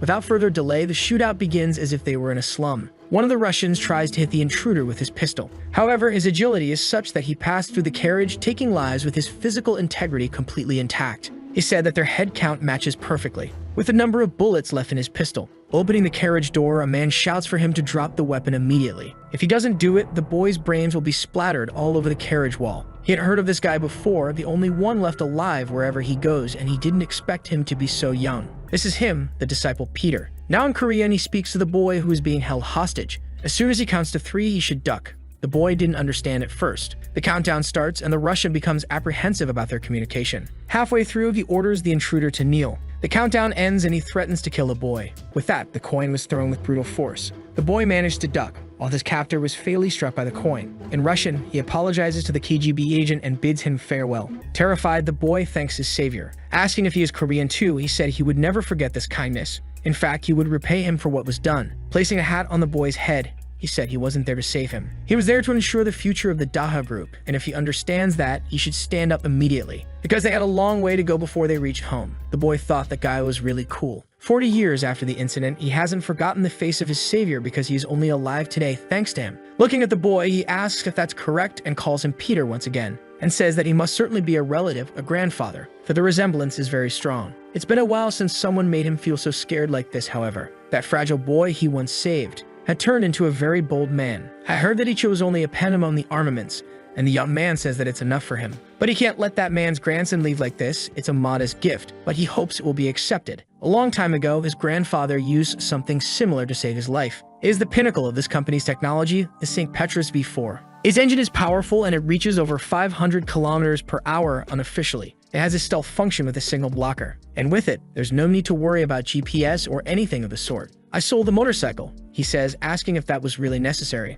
The other two talk, exchanging subtle barbs. They ask the woman if they could exchange all the weapons they had taken, but she refused. A helmet is thrown into his hands and he asks what she's waiting for. He should hurry and get on the bike, and the other guy says he should be the one to drive it. There's a call from Professor Guan Yu on the phone. Answer it. He asks if his student managed to have some fun. People from Glory want to speak to him, and he assumes it's a meeting of assassins, wanting to know more about the newcomers who are already well employed. This made them a bit suspicious. They didn't like being called newcomers in the business. They are dedicated rookies, and they follow the motorcycle with their electric scooters, which are too slow. At the end of the call, the professor told them to go and show everyone that the rookie is a monster and is here to stay. Being popular is tiring, and indeed, they are curious about them because they assume they were ranked S. He wants to know if Yumet is ready, but he thinks the other two are too impatient. The door in front of them is still closed. It was time for them to go inside. Yuna is impressed by everything she is seeing now. She didn't expect that this was the place where the revelations are received. Revelations are the missions that Glory's assassins receive based on their rankings. Simply put, it's where they receive their revelations. In the center of the church, the faithful line up to receive the host. Attached to the small piece of bread is a note with the mission details. Low-ranking assassins receive their missions this way. The two fools are curious to know what ranking they received. However, they don't understand the message. Behind the bread, it just says, fight. This is their first time and they don't give missions to rookies. One of them thinks they weren't recognized, and the other says that if they were, they would have received something. For rookies, they are given a little of the new blood, which at first glance smells really good. Thus, the content of the chalice is poured over one of their heads. The priest asks if he liked it and if it tasted good. They were already expecting these two Class D buffoons. They're just two idiots who can't tell the difference between chocolate and poop. Irritated, he asks if the priest is one of them. It doesn't take long for the assassins to gather in the center of the church. Stretching, they are preparing to beat them up, and they won't go easy just because some of them are elderly who rely too much on their ranking classification. Trying to intimidate them, they say that the fools have no idea what it really means to be Class D, and of course they have no idea at all. Delivering the first kick, he says they weren't born to be Class D. They should remember the Dako brothers who will become rank as disciples. Now it's time for them to stop wasting time. The priest needs to defend himself, and they begin to praise the boys who weren't intimidated in front of the seniors. The girl is impressed with the progress of the brothers, who seem much more confident. One of the assassins is preparing to retaliate now. The smaller one had disappeared from his field of vision. Then one of his legs is suddenly grabbed. One of the brothers is now holding that man. With him immobilized, he shouted for his brother to act quickly. This is the perfect opportunity for him to use all his physical prowess. While blood drips on his face, they ask him if he dreamed of being like Peter, because he did the same thing when he was their age, but now he needs to show them the real world. And he will also stop wasting time now. The two just watch as the screams echo in the air. He is worried about Ja. However, his face is already being punched before he could react. Yuna shouts for them to stop. Then an assassin stops behind them and asks how it feels to see the real world. His director Jang ranked B. That old man trained his whole life to reach rank B, and those who achieve it are known to be special. Rank D only targets regular people. They are a total of 336. The C rankers deal with mafias in similar groups, and there are 200 in this category. Those in the B rank encounter other assassins in their missions, with a total of 100. In A rank, the jobs have a national impact, and there are only 36 people at this level. As long as you're an assassin, you must hold your knife until death. You must give your all until you're vomiting your own blood. To reach A rank, a lifetime of dedication is required, however. Effort alone won't take you to the top. At the top are the 12 disciples. They stand above everyone else. Already beaten down, the old man asks if the boy wants to know how to become a disciple, but he doesn't understand what the old man is trying to say. Continuing the beating, he says that one needs to be reborn. Once again, his face is smashed into the ground due to the blows. Then he asks if he has any idea how arrogant he is, and that if he wasn't an orphan, he should go back to his mother's lap. Yuma is still terrified by the scene and tries to intervene. And the director says she should be grateful for being D rank, as she has no skills to be an assassin. But if she does half of what her former boss did, maybe she could buy medicine, and then his hand is grabbed by someone. The young man tells the senior not to cross the line, and he doesn't know who this boy is. Irritated by what just happened, he asks if the boy wants to fight him, to which the boy remains silent. Then he remembered when he defeated Park Sang-do. Because he is talented, it's only a matter of time before Glory suspects him, and everyone would be at risk because of it. And to take down these guys, he needs to hide behind the image of being a mere D rank. The director slaps his face, saying that he's too arrogant while adults are talking. Continuing to hit him, he says that he just wants to appear strong in front of the woman beside him. Then he told the director that he could hit him as much as he wanted, and the director paused to listen. But he didn't say anything more after that. All he wants is to take the other two to the hospital, because one is unconscious and the other has a deep wound and their lives are at risk. You don't speak of the disciples, he learned this well, so he asked please. Hearing this, the director lost his motivation and said that they were done there. However, he extended his hand to the boy, asking him to give up his volunteer license. He looks at the director without showing any reaction. He should come back to get it when he's grown and strong. Thus, the four are outside the church. The most beaten among them asks what that was all about. They don't know what to say to the teacher when he learns that they lost their licenses. Then he apologized to Yuna, Kim, and Sungo because they couldn't protect them. But it was good that they didn't get involved. Otherwise, the situation would have gotten worse. As the leader, he wants to show them only the cool side of life. With a helmet placed on his head, someone calls the leader to go, because it was time for them to get something to eat. At least that managed to cheer them up a bit. On the highway, the motorcycle makes its way. Yuna is riding at the back. There are a few questions she would like to ask Kim. She wants to know what she could do to become stronger. In response, he tells Yuna not to ask him stupid questions and wants to know the reason why she desires this, but Yuna says she's just asking. Continuing, she wants to know if Kim is okay, but he wants to know in what sense. All of their licenses were confiscated at the church, but Kim says that if you're weak, things get taken away, and Yuna didn't like this response, yet doesn't change the fact that they're weak. On the back seat, Yuna holds him tighter and tighter. Everything that happened at the church was too complicated. Then she clutches Kim's jacket, feeling desolate. He continues looking at the road ahead of him. This situation was too annoying to deal with. At night, thinking about it is refreshing. Fighting for their place against idiots is too boring. If anything, they can find another job, but among them, there was something special. Without knowing exactly what, the director says it was the one who was with the woman. His gaze was especially violent, and he realizes that there's a man there. And this man says that the boy won't be able to become a man now. They want to know if he came back to take more hits, but he says nothing,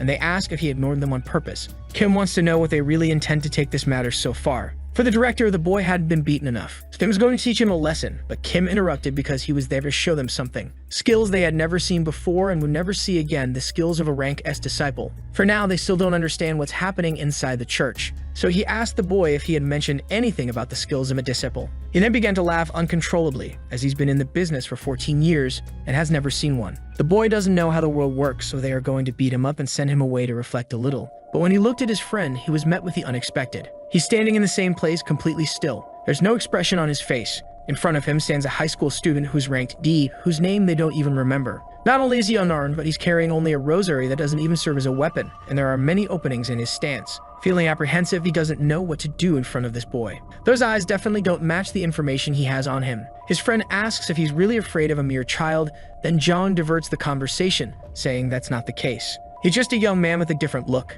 It's not logical to hesitate before him. There's an unspoken rule. Inferiors who rebel against superiors allow the latter to be justified in correcting them. Execution is the right thing to do, so he threw the book towards the boy, expecting a reaction. He already anticipated that one of the arms would be used to block the object. This way, his ribs would be exposed to a surprise attack that would naturally cause him to bend over in pain. Despite all that planning, the boy's ribs weren't his target. What he truly aimed for was to reach his eyes. Now it's the end. Before he could deliver his fatal blow, the rosary beads inexplicably flew through the air. He still doesn't know what happened, but his hands aren't where they should be. That thing in his hands wasn't an ordinary rosary. While contemplating what happened, the rosary's thread is nearly wrapping around his neck. Its thickness is so thin that it's almost imperceptible to the eyes. In the back of the church, various objects begin to shatter. Around them, the pews are being destroyed without any apparent cause. Everything is happening too fast, and he still can't grasp what's going on. Indeed, there won't be time for him to understand what happened, as his head is asking for a divorce from his body. It was almost a hallucination for him. Terrified, he puts his hands around his neck to ensure that his head is in the right place. Then he's scolded by his colleague, who said that Jong was too distracted at a crucial moment. But it wasn't just distraction in his head. He was utterly terrified. Looking at the young man, he knows he can't do anything against him, because in his mind he's already died thousands of times trying to attack him. With nothing happening so far, the three of them are staring at each other in the church. With his years of experience, he learned one thing. He can sense if he's capable of defeating his opponent before the fight even begins. Even so, he had never felt that before. That boy is simply terrifying. He's on a completely different level than anything he's ever seen in his life. Never in his imagination did he conceive of someone with that kind of murderous aura. Remembering the slaps he gave him earlier, he doesn't know what to do. He'd rather die than face the consequences of that. Still lost in his thoughts, Kim looks at them without any hurry. However, he had approached Jung, who unexpectedly says that he was wrong. He desperately begs for forgiveness, admitting he was wrong to behave that way. However, Kim just gives him a few pats on the face. He said to him that the ability to sense the presence of death is a fundamental knowledge for an assassin.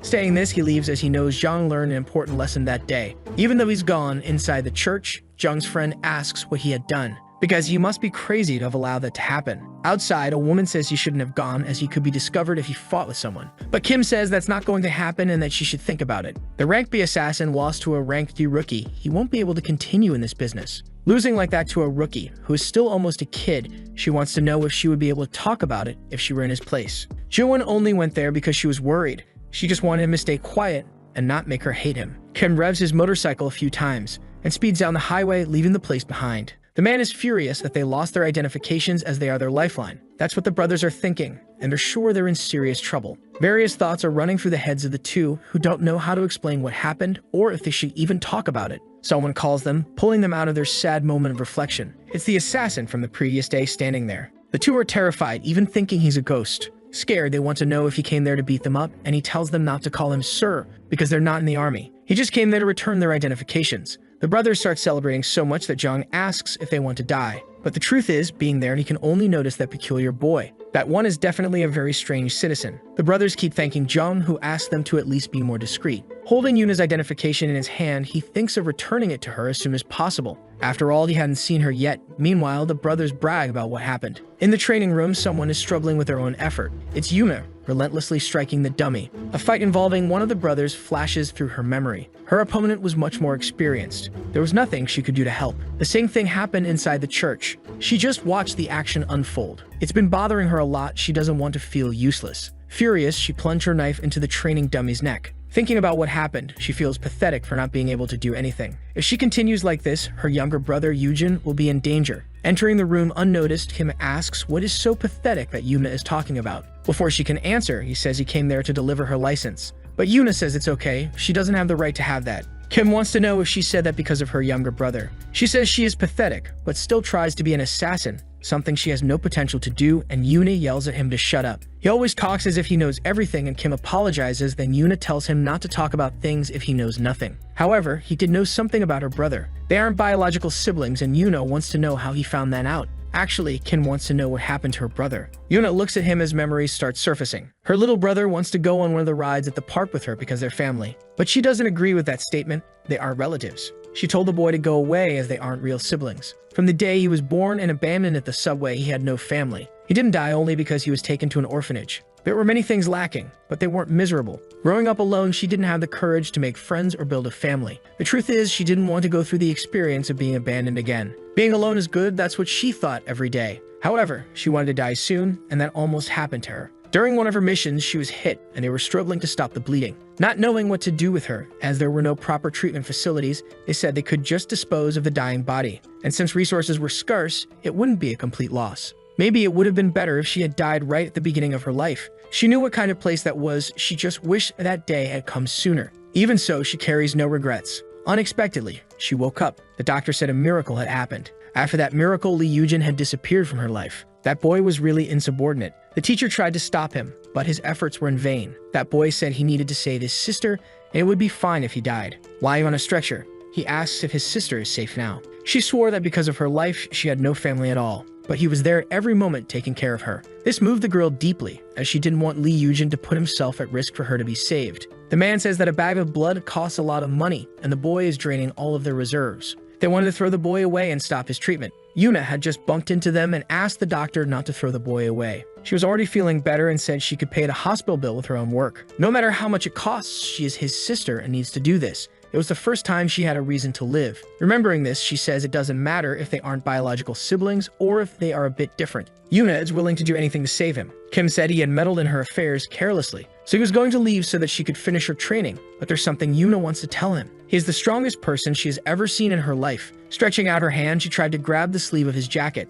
It's not time for him to leave yet. Looking at him, Yuna asks for help so that she can become stronger. That wasn't just a request. She was truly begging him to help her. It was everything she desired the most, and she was waiting for Kim's reaction. It didn't take long for her to regret the request and feel ashamed of saying those things. She thought of many things and tried to retract her words after asking for help. Then she pointed at Kim and called him teacher, saying he would be her mentor. Even so, he still didn't show any reaction. Faced with this, she wants to know if that's how she should be asking for favors, and Yuna wonders if she needs to be more sincere than that. She quickly responds, saying she's getting by just fine without help, and Kim says he was considering the possibility of accepting her as a student. Yuna quickly approached him, asking if the teacher had called her, and Kim says that imagining her as an apprentice is horrible. Then he tells her that she is weak, with a mediocre body, easily frightened, and with a terrible temper, all traits an assassin shouldn't have. But there was something in her that could be developed. For Kim, Yuna has the best eyes an assassin could ever wish for. Since the incident at the restaurant, she had shown something different, even amidst the chaos of that day, or during the fight against the brothers.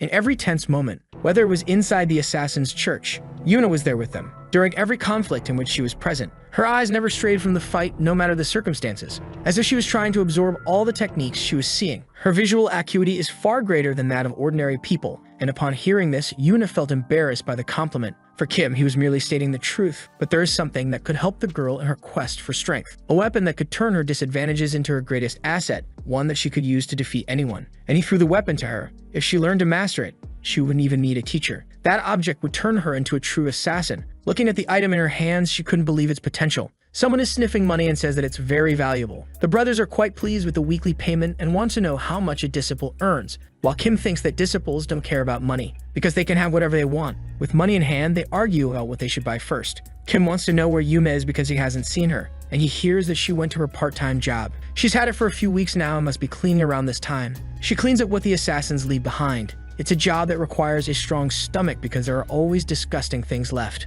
Even though she's an assassin with a weekly salary, she continues to do it. They have no idea why she does all of this, while Yuna looks at her brother's picture. They assume it must be to pay for her food because the girl eats a lot. But she eats so much at the cafeteria because the food there is free, and she does it to save money. The fool says that to be successful, one must spend a lot and advise Kim to heed his wise words. He completely ignores them because he thinks Yuna must be doing it for some reason and probably hides it even from her brother. Looking at the phone, they notice that Yuna just sent a message. She asked for a scarf, but the weather is too hot to wear such a piece of clothing. Inside a warehouse, the temperature is quite different from outside. In the place, the brothers feel firsthand how cold it is. Yuna called them to go there just to deliver the scarf to her. She says they complain too much and just want to hand over the item quickly to get out of there. They ask if she's working, and if so, she must be earning well, but Yuna says that she's training. If that's the case, they ask if she's breaking those ice blocks with punches. Indeed, she's breaking them, but with that small object. One who gave it to her was Kim himself. It's a rope dart, an extremely uncommon weapon. Yuna is a bit skeptical that it will help her become a real assassin.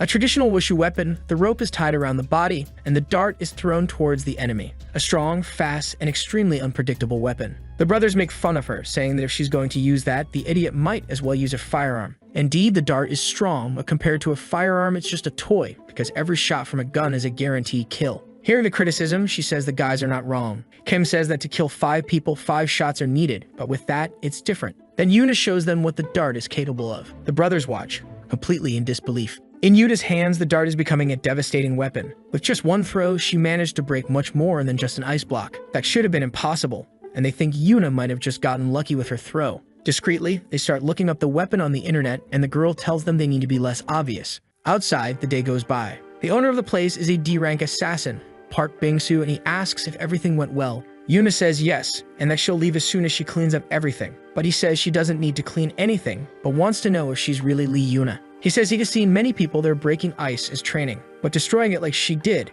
was the first time in his entire life. She tries to apologize, but the man says it's not necessary. Yuna tries to pay the man for the ice she destroyed, but he says it's not necessary either. A few hours ago, a friend of hers came by and paid for the ice, giving him 1,000,001. She didn't expect that. This is the value of their weekly salary. He also gave him an item to deliver to Yuna, ointment for burns, and the friend said for her to apply it on her hands so she doesn't get hurt. Indeed, it was a great concern shown for her. With the conversation over, there was nothing more to do at the place. Yuna leaves the ice storage. Looking at her phone, she doesn't know how to thank Kim for everything. The more she tries to think of something, the less confident she becomes. Since that's the situation, she called him and Kim answered, asking what's going on. Not knowing what to say, she asked what was for lunch that day. He says she's annoying, but mentioned that it was her favorite, and as soon as she hears it, Yuna says goodbye. However, before the call ends, Kim congratulates her for training with a real weapon, and says they'll see each other soon. In the background, the brothers are trying to master the rope dart without success. Kim wonders if Yuna knows that the strength and weapon she's perfecting have been within her reach for a long time because she was a gymnast.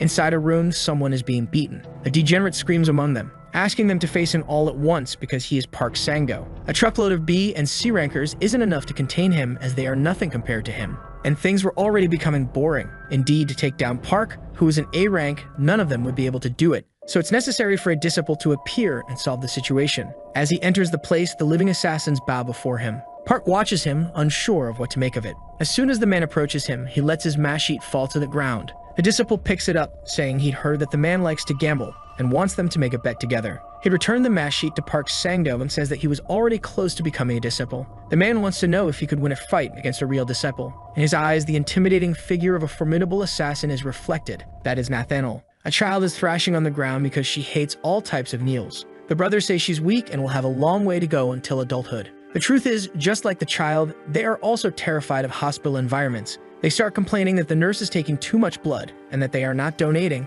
But Kim knows that when one becomes an assassin, it's necessary to undergo several tests at the Divine Honor Hospital, managed by Glory. When asked about his year of birth, he almost made a mistake by 40 years. Everything is going well, there's only one thing that worries him. And that thing is the blood collection. It's time for him to do it. The reason they collect blood is very simple. They're marking the assassins because DNA and fingerprints don't change over time. Those who betray and abandon the organization are found this way. It's only a matter of time before Kim's DNA and Peter's DNA are identical. In other words, what's going to happen is the complete exposure of his true identity. Looking closely, the woman wants him to say what he did that day. But Kim has already told her everything. He had his blood collected at the hospital. She starts slapping the boy, saying that because of his old man, she's going to end up dying. As if it wasn't enough to fight a rank B, now they might discover that he's actually Peter. This wasn't good, and the woman wants to know if he wants to die that badly. But he doesn't want to sit idle, and has a plan to make them get confused during the chase. Full of confidence, he says he's going to blow up the hospital. Once again, Ju-won starts hitting him because she thought the idea was completely idiotic. She said he's gone crazy for not being older and the hospital is huge,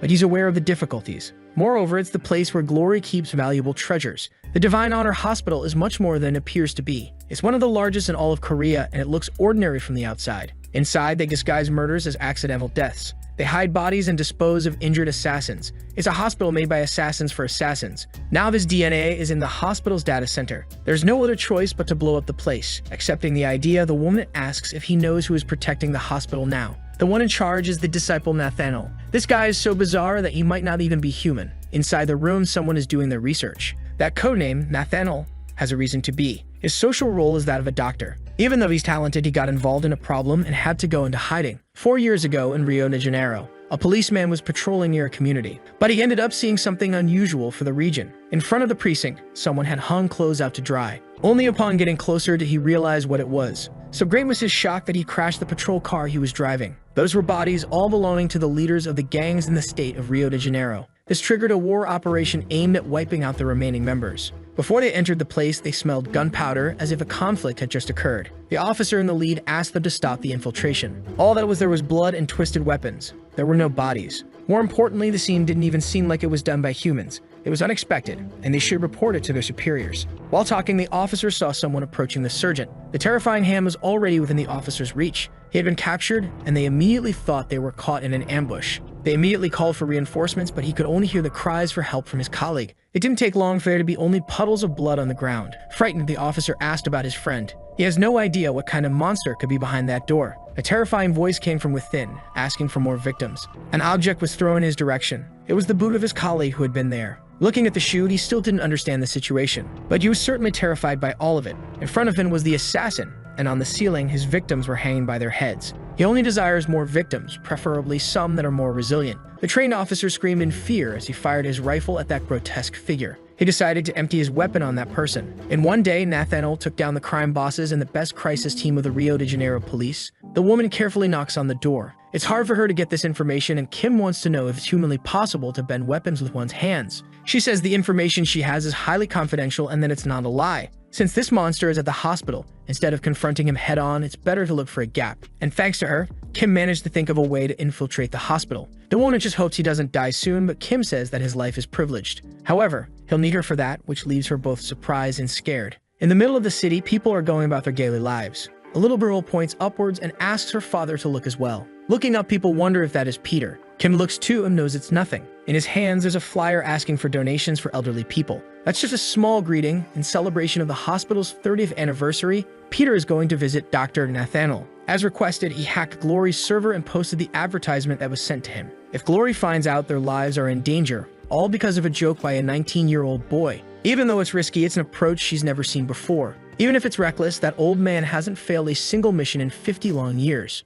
Inside the hospital, a commotion had formed. They don't believe Peter is really alive, and many of them there are D-rank assassins. Even though he's old, they know they can't handle him. but they're just the doormen. The important ones are further inside, Brazilian assassins under Nathaniel himself, likely at least A or B rank. Assassins of that rank who are already difficult to encounter, not to mention Nathaniel himself. It's a privilege for them to witness a fight between disciples. They want to know which one will win. They don't think it will be the old man, who is already 70 years old and has cancer. Before they could continue discussing, someone mentions Peter's name. They want to know why those two are rooting for the man they should be capturing. The truth is that many among them hope the old man doesn't show up. He definitely won't show up, but Kim, who is Peter, is already among them in the hospital. The Brazilian assassin instructs the others not to face Peter. They should use tranquilizers and be cautious. As soon as he's spotted, they should hit the emergency button, and the A-rank assassins will come to support. After giving the instructions, he wants to know if everyone understood, and they respond affirmatively. Observing everything, Kim finds the situation quite interesting. Peter is in the group of people tasked with capturing Peter. Now everyone was supposed to take their positions, and so they did. Kim was going to carry out his task, or rather, Peter was. A declaration of war from the old man is definitely unexpected. The buzz among people grows as they want to know if Glory is doing well and if its new boss is a capable person. One of them started worrying since he began fighting with Peter, and now they can't even find him. It would be unfortunate if he caused a huge mess, and they know how talented the old man is. So it was time for the young man to act. If he's not able to capture the old man, he should speak up so they won't have to take the lead. The tattooed man apologizes to them as he hadn't thought that far ahead, and said that from now on, he'll stick to his competencies, because his hospitality towards the elderly made him forget his place. If he's the chief of staff of the army, he should at least be able to understand that environment. He should be fired from his job. Drowning the old man, he wants to know if he really thinks he's stupid, because he wants to know if his father's best creation is capable of dealing with his own best creation. In human resources, an anonymous person is working quietly, but he quickly realizes that someone is going to end his life. Then his neck is easily broken. Kim is really skilled at what he does, but it was just chiropractic. The man didn't imagine that young doctor was so skillful. Knowing vital points was part of his job. Talking to the patient, he wants to know if he knows a doctor named Yahello, but he has never heard of that person. In disguise, he continues walking through the hospital. He needs to find Nathaniel soon, but the person named Yahello doesn't exist. It's possible he hid himself after getting rid of his identity. One thing he's sure of, the disciple is somewhere in that hospital. Now it all comes down to speed. Will be found first. Near him, the brothers ask what he's doing. However, he tells them that the one with the injured leg should be sitting in the chair. Asking about Yuna, they say she's not at their level, even though she's a rank above them. But if she sees anything suspicious, she should call them, as the brothers would protect her without hesitation. To which Kim says he'll remember that. Looking down the hallway, the two think they found Peter. Seeing an old man wearing the same shirt, they believe it must be a correct target. Kim tries to tell them that they have the wrong person, but they're already bothering the man. They whisper to him that he shouldn't be there and that they would help him escape. But the old man doesn't understand anything at all. A nurse asks if he needs a syringe. Kim doesn't get it, but she thinks that's the reason they restrain the old man. But Kim says it's fine and that they've already collected his blood. The hunt for Peter is ongoing and they're taking blood from all the patients. The old man does everything he can to escape from the brothers, who swear that he is the real Peter. While they are distracted by him, someone bumps into one of them. Irritated, he called the person out, asking if they were blind. But it's Yuna, to his surprise, as she wasn't supposed to be there. With a face that looks like she's making something up, she says her younger brother is in the hospital. They've never heard that before, and she quickly tries to leave, sparking their curiosity. Watching the scene, Kim wants to know why Yuna is at the hospital. On the earpiece, Ju-won says it's not the time for him to be worrying about students, and Kim realizes that she knows him very well. She wants to know if he already knows how to find Nathaniel, but Kim is still figuring out how to do that, because at the moment, they're both looking for each other. Right now, he wants Nathaniel to expose himself without having to reveal his identity as Kim. In front of him is one of the disciples' assassins. This is Rodrigo, who tells him to do his job properly if he doesn't want to die. Approaching him, he introduces himself to the man. He says he found him. Since he's not showing his face, he wants to set a trap. On the earpiece, the woman thought that was absolute madness. It's time to use it, he says to Ju-won, and she should be ready to act. If that's the case, his men are ready to get their hands dirty. Elsewhere, a doctor is preparing for surgery, washing his hands. He performs his ritual calmly. Leaving the bathroom, he opens the door with one of his feet. In a room, Rodrigo seems not to have understood what he heard. He wants to know who that person is who's preparing for surgery. Kim says it's his surgeon, ranked D assassin, Kim Sungu. More hostile, he ordered him to get out and go look for Peter, but Kim said he's not the one he's looking for right now. Looking at the assassin, he asks where the disciple Nathaniel is. Rodrigo wants to know why a piece of trash like him would want to know that, and Kim says there's only one reason an assassin asks about someone. When they do, it's because they want to kill that person. Rodrigo was already bored and is quite pleased to have someone to try to kill. Running through the corridors, a man says he has something to tell the professor. He wants to know what it is, and the man says he should take a look at those documents. They are recordings from one of the operating rooms. The professor watches the footage carefully. As it progresses, a slight smile appears on his face. Rodrigo was having difficulty dealing with that doctor. The action is too fast, but he manages to notice everything. Kim had quickly gained the upper hand in the fight. Soon it turned into a one-sided beating session. Rodrigo was being hit from all sides. It didn't take long for him to be completely neutralized. In fact, everything happened and ended in just 10 seconds. At the end of the confrontation, Rodrigo is lying on the ground, motionless. That was all the time needed for a rank B assassin to be killed by him. As if that wasn't enough, he looks at the room's security camera. Nathaniel didn't expect to see that. Peter was really there in that hospital. No more doubts. He wants to know where he is now, and they are waiting for a response from the security team. Moreover, the hospital's video files are being deleted in real time, and they aren't able to stop the attack. Faced with the bad news, he asks the professor to spare him. However, he's excited that Peter is indeed in his hospital. So excited that he can hardly wait. Grayson, Sawyer, Carter, Robert. These are bodies inside the tubes. They were all waiting for Peter's arrival. The VIP chair has been prepared, and he hopes his guest enjoys the experience, because he wants to put his body in one of those tubes as soon as possible. They certainly took the bait. The expression and the wrinkles were all perfectly identical. She's sure of her work was very good. With that, Kim believes that Nathaniel will reveal himself now. She really wanted to know what he looks like, but wants to know what Kim will do. Now that the bait has been set, it's up to him to sit and wait for his victim. And that's exactly what he'll do now. On the rooftop, Yuna is having her meal, unaware of what just happened. The one they call Professor is the disciple Nathaniel, and he seems to want to meet with Yuna. Feeling anxious, it's impossible that he found out about what happened between them. It would be better if she didn't go to meet him, or she might put everyone at risk, especially Kim, and she doesn't want to do that, so someone calls her. As soon as Kim touches the girl's shoulders, she screams in fear, and he asks her if she saw a ghost. Yuna says she was about to leave, but Kim holds her back and tells her to stay there. She wants to know what's wrong. He says he's Kim, a D-rank assassin, and that he came to eat, but she wants him to eat somewhere else. However, accidentally, she ended up ordering food for 2 people. Yuna knew that the minimum order there was 2 chickens. Kim wants to spend some time with her since he arrived too early to meet someone. Yuna wants to know who. All she can think is that if she's found talking to him there, she'll put everyone in danger. She says she won't talk to him and wants him to leave, but she takes all the chicken he brought. Trying to find a middle ground, she says she'll leave after eating 1 piece, and Kim tells her to do as she wishes. However, she ends up eating all the chicken pieces, and Kim says she's too shameless. Yuna wants to know who he's waiting for, but Kim says if he tells her, she'll be in danger. The girl insists and wants to know the reason that brought him to that hospital. She knows it's hard for him to trust her because of the way they ended up meeting. She knows that he and that old man are connected. Even if they can't find him, she's going to say something she's sure of. Then she remembered the past and felt the urge to apologize to Kim. That old man was seriously injured, and that only happened because he tried to save her. Peter is probably already dead. Kim interrupts and says he's looking for someone. Yuna asks once more who that person is. He didn't want to involve her in this, but she must have definitely seen him in the hospital before, the disciple Nathaniel. Showing her a photo, he asks if it's familiar to her. He knows she knows him as she was called there separately from the other assassins. Calling him an idiot, she says that the person in the photo is not Nathaniel. Before she could say more about the real one, someone approached the 2 of them. She wasn't supposed to walk around there without an escort, as that man was wandering through the hospital. Looking at the girl, he said she should remain in the infirmary. Yuna began trembling just by looking at that man. This is the moment Kim had been waiting for. Nathaniel had revealed himself. However, he still doesn't know Kim's true identity. Looking at her, he waits for Yuna's response. He had already warned her about this, but looking at the table, he wants to know who's accompanying her. Kim looks at him without any fear. He stands up from the table to introduce himself, and Yuna is hesitant about them interacting in any way, because she's sure they might end up fighting, but Kim bowed and greeted the professor. He said he is a D-rank assassin assigned to that mission. His name is Kim, and he's honored to meet a disciple in person. He promised to deliver Peter's head to him, and continued his pleasant performance. In response, the disciple showed no sign of emotion. Before leaving, he ordered Yuna to go to his room and said he would send someone to escort her,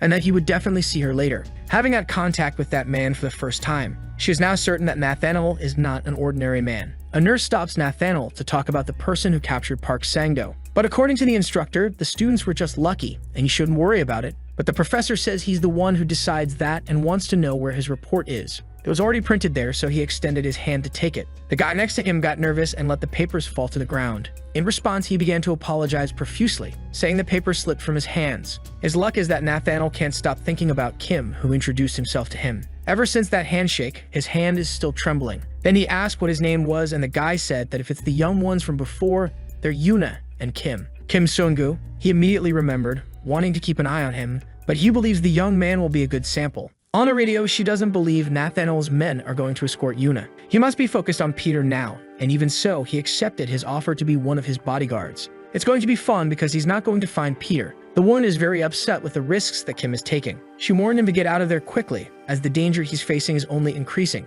As soon as he goes, he'll find out what kind of place this is. Before leaving, he congratulated the kid on his victory in chess, and the other brat says the doctor went easy on him. The man gave him a card that grants free access to any part of the hospital. He usually doesn't make this type of offer to rank D individuals, but he must remember 3 things. Only speak if spoken to, don't get suspicious about anything he does, and the most important of all, never refuse his favor. But Kim doesn't know what that means. Also, he wants to know why the man is so nervous while explaining. Now they should hurry as Nathaniel hates being kept waiting. As the professor requested, Kim is there now. He's happy that he didn't arrive late, but Kim senses that the scene is off. The rounds are about to begin now, and Kim knows this won't be easy at all. These assassins are different from the others, because their loyalty doesn't lie with glory. They're Nathaniel's team, his personal assassins. Asking about Peter, one of the goons says measures have been taken as he requested. All exits are sealed under the excuse of a small quarantine. They're gradually narrowing down the area, and he wants to know about the DNA tests. The examination for people around his age will take 2 days. It's not possible that he's left the hospital yet. Even if he's skilled, there's no way to cheat DNA tests. Now he's trapped like a rat. It's only a matter of time before he's found, and Kim is very happy to hear their plans. Even so, he knows that Nathaniel isn't the type of person to make things easy. Walking through the hospital, he starts talking to some patients. He tells a boy that he needs to do this if he wants to play soccer again. Talking to nurses, he discusses matters related to the surgeries that happen on that floor. He knows he was summoned with a purpose, but he doesn't know why he's doing his rounds anyway. Then Nathaniel asks if he's disappointed because he didn't call him to do anything specific other than be his bodyguard. However, he thinks it's because he's not showing his nature as a disciple, but Kim says it's fine. Seeing the boredom on his face, he asked him to follow as there's something he wants to show him. That path isn't marked on the hospital's floor plan, so he has no idea what might be at the end of this route. They're just descending the stairs in silence, and he wants to know what Nathaniel is going to show him. Then the professor swipes his card through a digital reader. Finally, Kim comes face to face with what he was hiding. It's too horrific, and Nathaniel said that this is where his ideal world becomes a reality. He asked if Kim is interested in biology, to which he replied that he only knows the basics. He simply stated that organisms evolve through natural selection, and that it's sometimes a great coincidence. However, Darwin is wrong according to him. Evolution is caused by nothing but him. There at the hospital, he could eliminate the weak, as well as preserve the strong and develop them even further. This is a more honest way to care for people, which is why he's been keeping an eye on Kim. While they were talking, a loud beep echoed and a code red was initiated. A specimen had escaped, and they should take shelter until the security team contained it. The man runs desperately while the alarm warns everyone of the imminent danger. Given the circumstances, it would be impossible to stop it with just tranquilizers. The guards know they need to stop it and prevent it from escaping that place, but it's very skilled and passed through them without any difficulty. It's almost at the exit, and the gates will remain closed until the specimen is captured. It knows it needs to reach the gate before it closes, or it won't be able to escape. The countdown is almost over, and its dream of escape is slipping away. Suddenly, debris flies from the wall towards its face. It was the professor, who had smashed through the wall with one hand and grabbed the specimen. This interruption left him annoyed, as he was talking about something very important. Crushing the specimen's head, he said it shouldn't have interrupted him. Only screams can be heard from the other side of the wall. As soon as silence fills the space, it's clear that the situation has been resolved. Looking at Kim, he apologizes for what happened and says he will now continue from where he left off. He removes his blood-stained hand from the wall and says he likes strong people. That's why he dissects these bodies himself with his own hands, because there is someone he wants to surpass. Looking at Kim, he said he saw great potential in him. Having all that strength at a young age is rare, and through him, he wants to see the result of his evolution. He asked if Kim was curious to see how strong he could become and asked him to accept his grace. He said that Kim could become an A rank, and with his potential, he could be as strong as a disciple. Kim knew he was abnormally strong. Breaking the wall with his hand was surreal, said the woman on the earpiece, but there was something even more surprising. He felt Kim's presence through the wall and grabbed him by the head, crushing his skull. She wants Kim to get out of there immediately, but he says he can't stop now. After all, he has even more questions now, especially about the source of that absurd power. She says the blood samples are being analyzed and his time is running out, but there's still a way, and she wants to know what it is. She suggests swapping the results. He just needs to break into his office, because she has received a card that grants unrestricted access to the hospital. She says he's completely crazy and could get caught, but that won't happen, says Kim, because he has all the time he needs to do this. While following Nathaniel during his rounds, he carefully analyzed the route he takes. This way, he has an estimate of the time spent on this process. At the moment, he has 4.5 minutes to do his job. He just needs to swap the results within that short time frame. Without hesitation, he began working in the room. Outside, Nathaniel talks to his patients. Following his route, he also interacts with one of the nurses. On his way out, he speaks with another nurse who provides more data. He learned from his henchmen that the blood test results should already be in his office. However, until now, not a single sample was compatible with Peter's. The blood analysis of the elderly patients, none were compatible. The henchman thinks Peter might be hiding in the ceiling duct. Thinking of the possibilities, he wants to use his imagination to consider what could be possible. One of his conjectures is whether Peter no longer has the same appearance as before. Nathaniel wants to know how a mere D rank is in a disciple's room, especially in his master's absence. For the past 2 days, he did his rounds at the same time. He was supposed to have 2.5 minutes of available time left. Nathaniel wants an explanation for what he found, and Kim wants to know why he appeared there already, unless he did all of this on purpose, and perhaps offered his grace to him, and showed all of his secrets in the hospital's basement, just to make Kim believe his plan was working. That way, he was underestimating him from the beginning, and Nathaniel asks the boy to give him an answer. There's not much that can be said, but he concentrates to think of something. Then he extended a folder to him, saying he was going there to deliver it to him. Nathaniel wants to know what it is, but he said Dr. Hong ordered it to be delivered and didn't provide further details. With that, he said he was leaving, but Nathaniel asked him to wait and grabbed him by the shoulder. He wants to know how Kim doesn't know what it is, since the document appears to have been opened. Thus, Nathaniel asks if he is curious about the blood samples of the elderly. If that's the case, he wants to know what made him so interested in them, since he doesn't even know what they are. He wants to know what Kim was looking for in his room since he sneaked in. If he has no answer, there's only one conclusion to be made, but Kim interrupts the professor. A person can modulate facial expressions, but there's one thing that can't be masked. And that thing is DNA, and since they haven't caught Peter yet, he thought that the old man might not look the way they imagine. So he compared it with patients who underwent plastic surgery or changed their gender, but none were compatible either. Besides that, he wanted to take another look. Then he intensified his performance and apologized to the professor, as he shouldn't have done it without informing him. After hearing the explanation, Nathaniel asked him to raise his head and place one of his fingers on Kim's forehead. Indeed, he has something in his mind, but he shouldn't forget that he is a member of Glory and should maintain his dignity. He is now free to leave. Thanking, he said he would leave now. Touching Kim's face, he realized that this skin is real. It's not makeup. The texture is that of a young person's skin, so he ended up dismissing Kim as Peter's possible identity. Having returned to square one, he became deeply irritated. All Nathaniel wants to know now is where Peter is hiding. This is Carter Podman, the champion of Mexico's underground and no-rules fights. His nickname is Slasher, and it's said he has the strongest legs on the planet. Many have succumbed to his powerful kicks. Nathaniel wants to know if what he heard about him is true, and the fighter asks if the Asian guy came there to die. The world's strongest legs couldn't withstand a single blow from the disciple, who now flaunted them like a trophy in the middle of the arena. In the same way, he encountered the world's strongest fist, whose arm shattered into pieces after being struck by him. There was also the world's strongest gang, and they had their heads mounted on the ceiling like chandeliers. Nathaniel's pursuit of the strongest made him defeat them all. Not even he knows exactly why he did this, and in agony, the young man tells the Asian that he will not be the best. At first, he didn't understand what he heard. As long as Peter is alive, he is not the best of all. Nathaniel is already tired and sick of having to hear that name. All they wanted was to know who this Peter is and what he needs to do to find him. It's unfortunate that the body before him can no longer say anything. Nathaniel is furious, as it seems he is the only person who cannot meet Peter. To be the strongest man, he needs to find him, and the last person who saw him must know how to locate him. Calling one of his henchmen, he told him to bring that person to his office. The brothers want to know what Yuna is doing there. She has her reasons, and told them to pretend better that they are patients in the hospital. They saw her in Nathaniel's office and want to know if she has a secret mission, but they don't suspect anything. While they are talking, the man calls her by name. He said that the professor wants to see her immediately. She asked why, but the young man told Yuna not to ask questions. That left the brothers impressed, as he is an A-rank assassin, the Undertaker Santos. After the interaction ended, Yuna goes to the professor's office.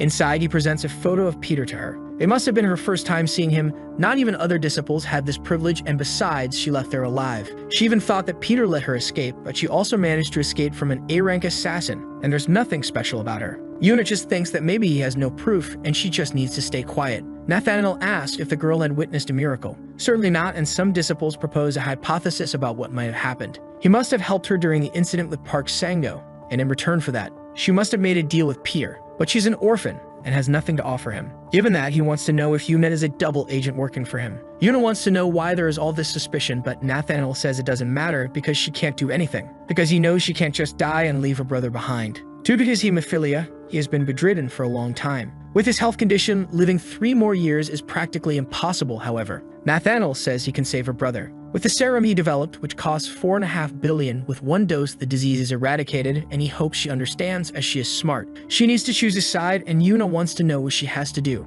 Nathaniel said that Peter told him he would come to meet him. On August 24th, no matter what he asks, she is to reveal everything. But that must be done on the 24th at 2 p.m. in the hospital lobby. She will be the bait. She will never have the money to pay for the serum, and he wants Peter, a situation where both win. First, he will give her a place to stay in the hospital with his diagnosis, but she didn't understand this second part. Immediately, her eyes widened at what happened. He had broken her arm effortlessly. That made Yuna writhe in pain, and the professor said that healthy people cannot be admitted to his hospital, and he pressed the injury with one of his feet. Not to mention that if she refuses his offer, another person will end up with the same diagnosis as hers. Leaving her on the ground, he said he would see her again during his rounds. With a broken arm, she was now placed in a room of the hospital. If he discovers that the person helping her is Kim, they will all end up dead. But there's a chance she can save her brother, she just doesn't know what choice to make. Outside, someone asks about the patient in room 604, and Yuna responds. Her eyes couldn't believe who had arrived. It was Kim, saying it was time to get her injection. Yuna says he shouldn't be there, but the National Singing Championship is on,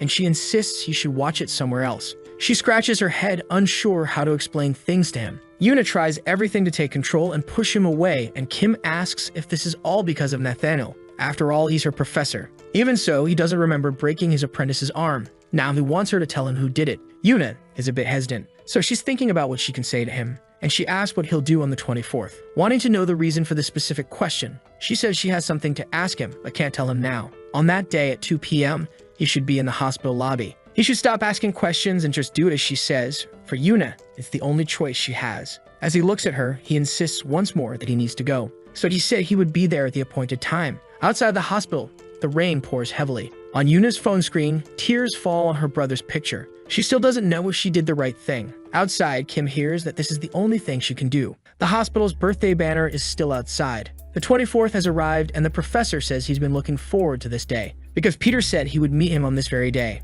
and he can't wait to finally see him. With an earpiece, he tells Yuna what she must do. After all, he wants to know where Peter is. Thinking for a moment, he says he's probably on his way to meet her in the lobby. The clock is almost marking the time agreed upon between them. The minutes are passing slowly. Finally, it's 2 p.m. sharp. The girl is saddened by what may happen because of her decision. Meanwhile, Nathaniel waits attentively for Peter's arrival. Kim walks through the hospital corridors on his way to Yuna. The boy asks if her brother has a boyfriend. He said he saw some guys in her profile picture and thought one might be her boyfriend, but she said they're just friends, which surprised him even more. The guy in the middle is really handsome, and he even liked to play soccer with him. And in 3 years, he wishes he could watch the World Cup and cheer for Korea with him. That would be his first trip abroad to the other side of the sea. All these are just the delusions of a bedridden young man. Dreaming like that is the only good thing left in his life. With his eyes closed, he continues to dream about their trip to the World Cup. She told him that the new medicine could cure his condition, and he only needs a single dose. It was the brief conversation she had with him while feeling the pain of her broken arm. Thinking about her brother's state, she can only imagine that there was no other way out for her.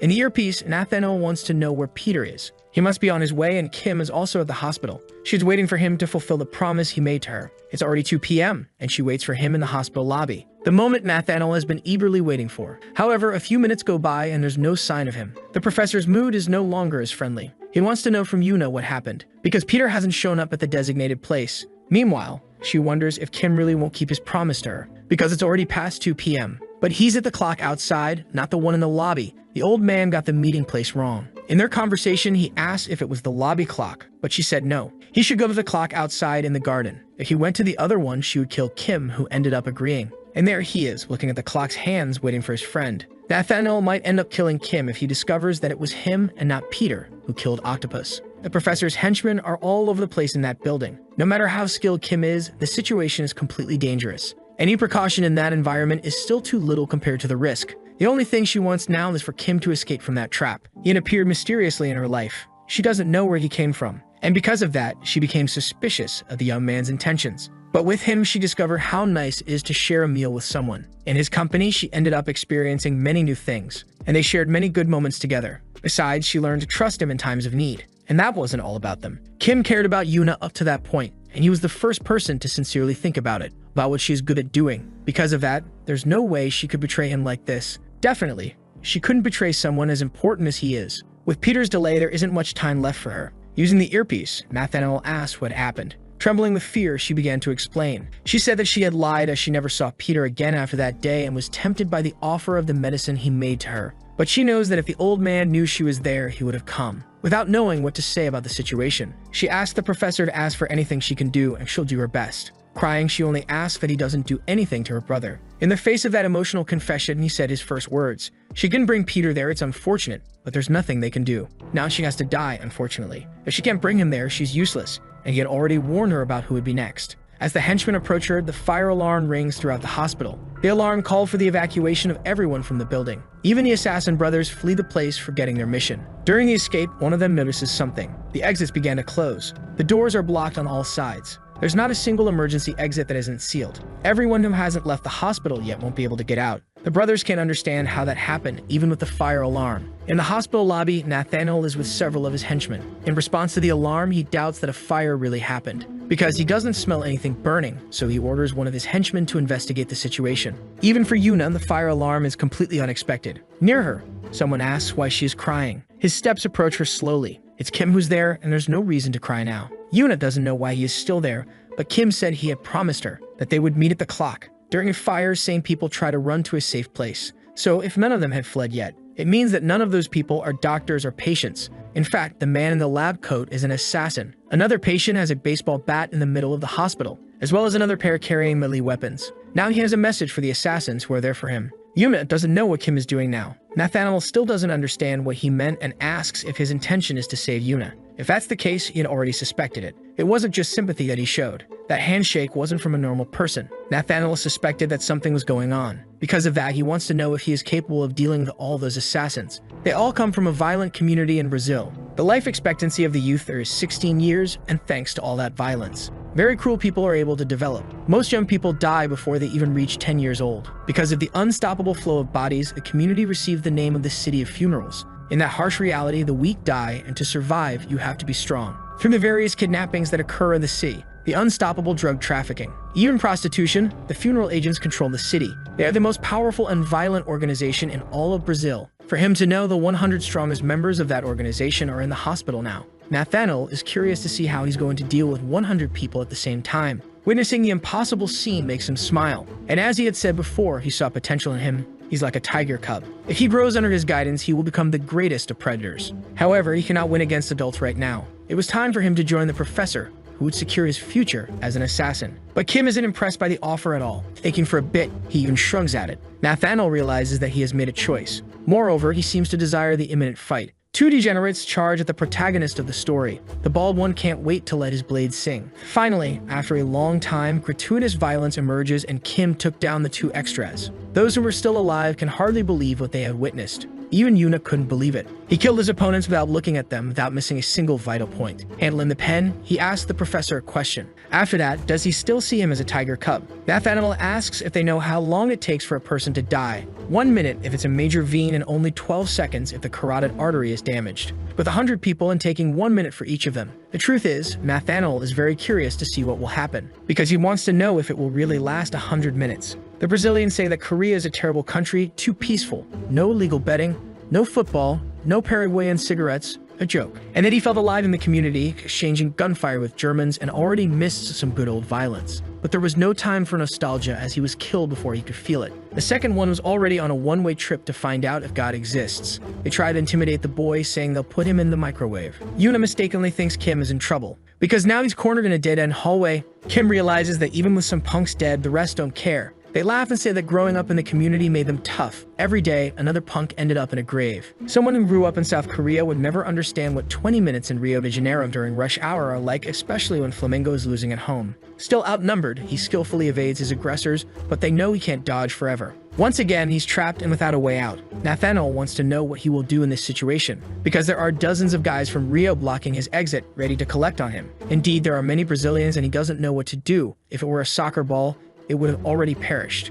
However, staying in that position was exactly what he wanted. In the cabinet behind him, there seems to be a record. The guys from Rio start to watch curiously, waiting to see what he's doing. Kim and pulled out a fire hose from there. The guy from Rio can't believe he's going to lose his life to a water jet. This is unacceptable. While he was thinking, the water started to sweep the punks down the hallway. Kim tells them they shouldn't be surprised yet because they're just getting started. The mass of Brazilians is pushed through the hospital. Now with a little more space, Kim looks at something. His hose has run out of water, it's been depleted. It seems their water play ended sooner than expected. The Brazilians praise his cleverness but say you can't kill anyone like that. But once again, he tells them they're just getting started with this game. Now in his hands, there is a defibrillator. Placing both paddles on the wet floor, he said that this is the true beginning. Immediately, all the Brazilians nearby received a formidable shock. Kim was standing on a dry platform, and in front of him, there were now a few more bodies. Nathaniel is quite impressed with the boy's performance and can't wait to see more of it. The more he looks at him, the more captivated he is by his foolishness. Nathaniel corrects himself and says that if their numbers drop by half, Kim won't spend more than an hour playing. But he doesn't think it will take him that long to get through them. Even so, he thanked him for the generosity. Picking up a notebook from the ground, he began to write a few things. Throwing it to the floor, he startled the Brazilians who were still alive. He made a mark on what would be the drawing's neck. He said that it represented the excessive bleeding caused by a carotid injury. That's going to be the cause of death for all those guys from Rio. The first of them even saw it, but couldn't react in time. That scrawny Korean is not someone they can deal with. He simply turned into a killing machine more efficient than Rio de Janeiro itself. There wasn't a single exposed neck that could escape the reach of his little pen. They were snails and Kim is the salt. It doesn't matter if they were tough guys in their community, this is Korea and the pen is mightier than the rifle. His skill is simply transcendent. The further he advances, the greater the number of bodies and dying people on the ground. Passing through them didn't even require everything he's capable of. The discreet pen is much more dangerous than any knife in the place. There are more bodies than living people now, but the small portion of the remaining Cariocas decides to fight back. They leap and form a large human mass over Kim. However, they are all repelled by the power of the assassin. Yuna is still there and doesn't take her eyes off the fight for a single moment. That must be the legend of the strongest man on Earth. Near her, people couldn't stop talking about him.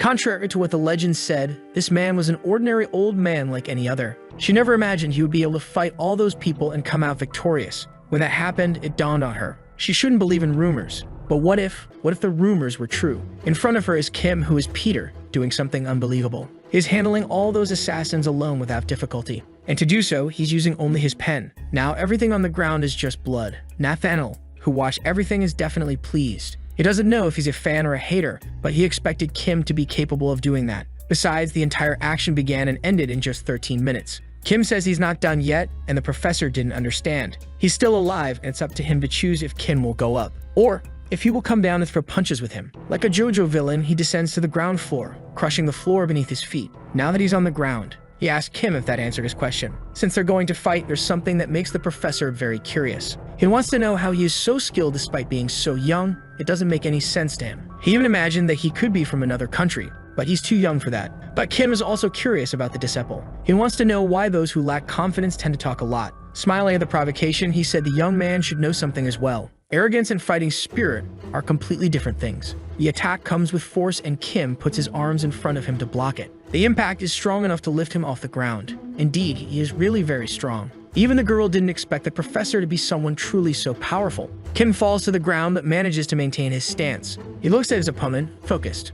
All that superhuman strength, he doesn't seem real. Yuna knows that things are much more dangerous now. Nathaniel imagines that Kim used all his strength fighting the 100 assassins who were there. It's only a matter of time before he loses. Yuna says that blocking all those attacks is very dangerous and he should dodge soon. Nathaniel asks if he's already tired since they've only just begun and armed himself with the bodies of his henchmen. That is definitely unexpected and caught Kim's attention. Even though he blocked it, he was struck by two massive Carioca bodies. Nathaniel says he can't do anything because he's exhausted, but he won't accept that as an excuse to go easy on him. He threw Kim against the wall using just one of his hands. More impressive than his strength is only Kim's physical resilience. He had never seen someone so strong before, and he would like to know what the source of all that strength is. While standing still and reflecting, Nathaniel landed a flying knee strike. Yuna is already in tears because she's sure Kim will die at this rate. Going to the elevator, she saw that it had gone down. Since he is very quick, Nathaniel thought for a moment. In a confined space, there's no way the young man can escape him. Kim says nothing in response to the provocation. Meanwhile, the disciple is engaged in trying to finish him off as soon as possible. Striking his face several times, he asks if he's really going to stay like that, doing nothing. He wants to know where his fighting spirit is, as he swore it would be a challenge.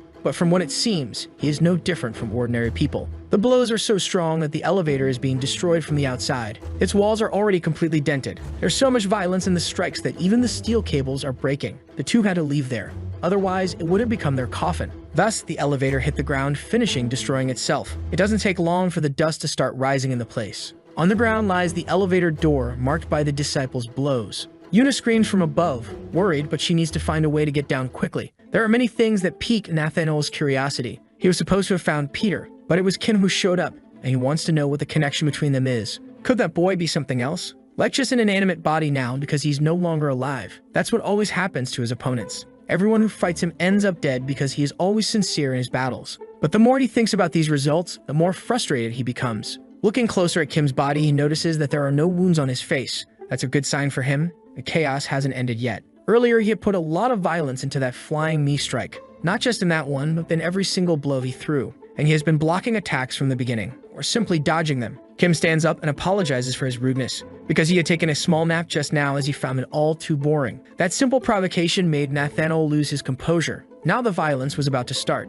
He said something about being sincere earlier. If that's the case, it's fine. He should come at him because Kim is going to return a little sincerity as well. Nathaniel charges at him like a husband who just found out he's been cheated on. Now is the moment when things will be settled. Then Kim countered the disciple's punch with a punch of his own. The scene ended up being recorded by the cameras. His team sees the recording and worries about him, thinking Kim is being pressured. But the woman isn't worried and says she heard an interesting story some time ago. About 55 years ago, someone asked the children what the source of strength is. Many answers were given by them. Indeed, they were good answers among those she heard. Now she wanted them to try to break that huge boulder in front of them. They had gone through the toughest week and should be able to handle something simple. One of them thinks the task is impossible. One of the kids says that Peter won't be able to break it and that the bandages won't help at all. Even so, he hit the boulder and the snotty kid said he would never break that stone. Time passed and he continued striking the stone. At night, he was still there hitting the stone. In the first minutes of dawn, someone went up to him. It had been a month since he showed up to train with them, and they imagine he must have given up. Not to mention, the stone remains intact, and they don't understand why Peter is still being favored. The girl tells them to look to the side. They knew that wasn't there before, it's a different boulder. There are several broken stones, and they wonder if Peter was the one who did all of that.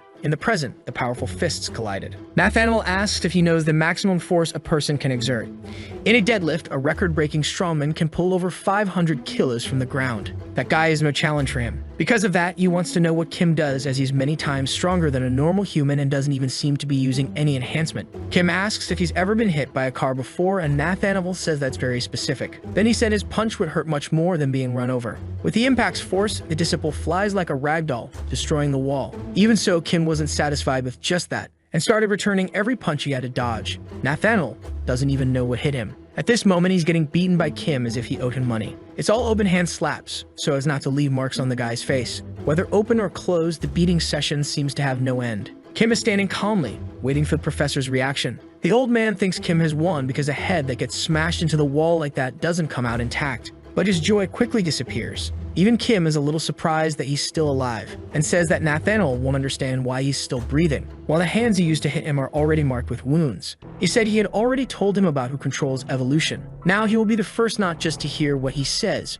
but the first to witness the father showing off his form. Throwing his clothes on the floor, he reveals his body. Kim looks at all of that and wonders what he had done to his own body. He wasn't supposed to be shocked. This is Nathaniel's legacy for evolution. He took the concept of being ripped very seriously. That was truly a stunning and horrifying body. He didn't have nipples. Nathaniel says he is the epitome of anti-fragile. If he isn't killed, the pain he feels only makes him stronger. His muscles get even stronger when they are damaged, and he created a drug that significantly reduces anabolic recovery time. The more he gets beaten, the stronger his body becomes in case it wasn't clear. Because of this, the probability of him losing this fight is 0. Kim knows he must not get caught. He thought this as he was getting caught. Enraged, Nathaniel prepares to slam that skinny body into the ground. The force of the impact simply made the floor shatter. A devastating blow, the dust from the debris rises like a mist. Until now, no one who received that grip on their neck lived to tell the tale. Because of this, he should congratulate Kim for managing to escape, but he knows it's impossible. He is certain he grabbed his neck. There's no way in a tenth of a second he could have reacted. But he managed to place his hands inside the grip, creating just enough space to escape. In such a short time, he made all those decisions and acted in perfect harmony. His reflexes are not human. However, Kim knows he narrowly escaped death. If he had been held for just 1 full second, he would have died. Not to mention that his hands hurt as if they had been pierced by nails. He had broken the wall with one of his hands, as if it were absolutely nothing. He crushed the skull of a grown man like someone crushing a fruit. The certainty he has is that if those hands grab him again, there's no way he'll get out alive. Nathaniel says he saw Kim's medical data, and judging by that, he should be stronger than most A-rank assassins. Even so, he wouldn't be able to beat him because he's always evolving. However, if he begged like a dog, maybe he'd change his mind. The truth is that he can't wait to make Kim embrace the juice and become even more incredible. That possibility had been discarded a long time ago. But seeing the boy raise his hand, Nathaniel thinks he's agreeing. For the cameras, the old man thinks Kim is surrendering, and this could get them discovered. Nathaniel knows he has potential and is willing to forget everything. That way he can satisfy his desire to become even stronger. Looking at the boy, he wants to know what he is doing. For rude kids, discipline is the best response. And that's what Kim intends to give him. It's so much arrogance per minute that he might just win the fight by driving Nathaniel insane. The lunatic charges forward, breaking the ground beneath his feet. Kim doesn't lag behind and also moves. The fight between them is fast and violent, taking the entire place as the arena. More technical and faster, Kim manages to land several clean hits. Practically every blow he throws hits its target. Unfortunately, the muscular wall in front of him doesn't seem to suffer any damage. Through the cameras, his team can't tell what's happening, only that violence is being unleashed. In fact, it doesn't seem like a fight between two humans. Nathaniel looks at the boy and acknowledges his strength, completely different from all the people he had fought until now. However, the undeniable truth is that even during the fight, he keeps evolving. The sensation is so good that it's the first time he really takes pleasure in fighting. This makes him think about how strong he could become or how tough his muscles could get. Thinking about all these things, he keeps fighting. But there is a question lingering in his mind: Kim's strength. There must be something else that explains it. His medical data must be hiding something. Nathaniel would like to know what he's holding on to that allows him to keep fighting. Because after all this time, he still hasn't given up. For this, there is certainly only one possible answer. Tired of getting hit, he grabs the boy's leg and says he has made his decision. Even if he cries like a dog, he will be dissected like a frog, from the smallest bones to the most useless cells. He promised that he would be thoroughly examined. It's unfortunate that the last thing he will see will be his fist coming toward his face. His team watches through the cameras, desperate. They scream, not knowing if he's still alive. But it was he himself who said that he gets stronger when he takes hits, and that he reduced his muscle recovery time. So all he had to do was wait, and he did so for a long time. Now Nathaniel is surprised. Kim waited until he became as strong as possible, so that his muscles would become so powerful that they would press against every nerve and bone in his body, eventually rendering him useless, and indeed, Nathaniel can't move. He was so focused on the fight that he didn't notice his entire body getting increasingly stiff. That boy had noticed the flaw in his body within just a few minutes, something that even he, the disciple Nathaniel, couldn't detect. With the battle practically won, Kim smiles. Then he says out loud that Nathaniel had asked for this, which makes him seethe with rage. It can't be happening. It must be a nightmare. He had killed countless people just to obtain that power, not to mention all the pain he had to endure to achieve it. All those modifications to become the perfect human being. Even so, that damn boy would be his executioner and would put an end to all his progress. Smiling malevolently, he says he didn't expect to have to use that. With the little mobility he had left, he pulled a rainbow-colored pin from his sandal. That drug deteriorates his muscles, but makes him the perfect organism. It's only fair that Kim witnesses this. After 3 minutes, Nathaniel won't be in the land of the living anymore. Knowing this, he'll make sure that Kim isn't either. His body began to move again, and blood spilled profusely from his mouth. His steps were so powerful that the ground couldn't withstand the force. Kim prepares to counter that charge. The apostle, if he wasn't human before, had now turned into a monster. His life would burn as fuel. This is the epitome of all his research and achievements. Even so, the fight continues. All of his moves are being read. Fighting against just one person, he still manages to be struck. The sensation is like fighting against 1,000, and battling with Kim awakened a new feeling. Kim is definitely not a D rank. He has an extraordinary amount of experience that someone like him could never obtain in a single lifetime. It's unusual that such a young man, even younger than him, is so rich in experience, as if he were in an unreachable place. The man closest to the position of God. It almost seems like that boy is Peter. In the year 2003, he made his vow. He would volunteer for the sake of humanity, maintaining his dignity and ethics and practicing medicine, not using his medical knowledge for malicious purposes. In the audience, some people couldn't believe it was him. Nahayen is a 13-year-old prodigy who had already entered medical school, but he wasn't truly happy. In 1994, he was bedridden in the pediatric ward. He was born sick, and they told him that he was born that way by God's choice. He just wanted to know the reason why he had been chosen to be born with a weak body. On television, he watched the molting process of arthropods, which allows them to grow and become stronger. Perhaps God wanted him to grow stronger like those creatures, unlike what humans do. Now he was motivated to become the person who would make that happen. In 2012, a patient with a gunshot wound was being treated in the emergency room. No one really wanted to treat him because that person was a murderer. Nahayen didn't care and did what needed to be done. For him, that shouldn't have been something worth mentioning. It was just a job, and he shouldn't get involved with ethics or morality. But it was his first time performing a surgery. His heart was racing, maybe because of that heavily built body in front of him, the strongest body he had ever seen up close. He wanted to know how he achieved that. Looking at all that vascularity and muscle volume, he wanted to know why he was so different from the others. His fascination was so great that he wanted to see the body from the inside. There were so many thoughts that he lost focus on the surgery. His hand hesitated, and he thought he should preserve and help humanity evolve. The patient's hand fell off the stretcher. He gave in to those intrusive thoughts and ended up dissecting that man. A nurse entered the room and was horrified by the scene. That made him take refuge in a small town in South America, but he did it for a reason, because there he had an abundant supply of bodies to conduct his research. He ended up noticing a phenomenon that validated his study. By killing strong people, he could confirm his own strength's progress.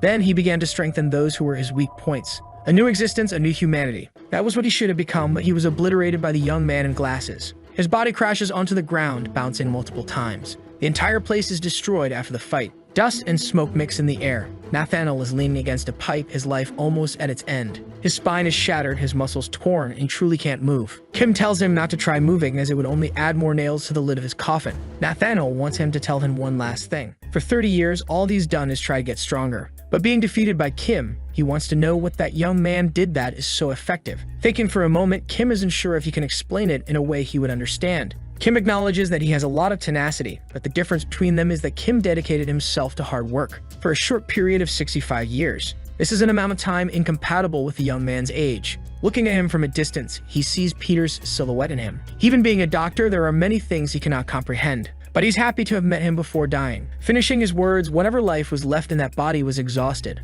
Thus ended the conflict at the hospital. Nathaniel and his Cariokas, none of them remained alive. All information about the Glory assassins was erased. Life returned to its natural course.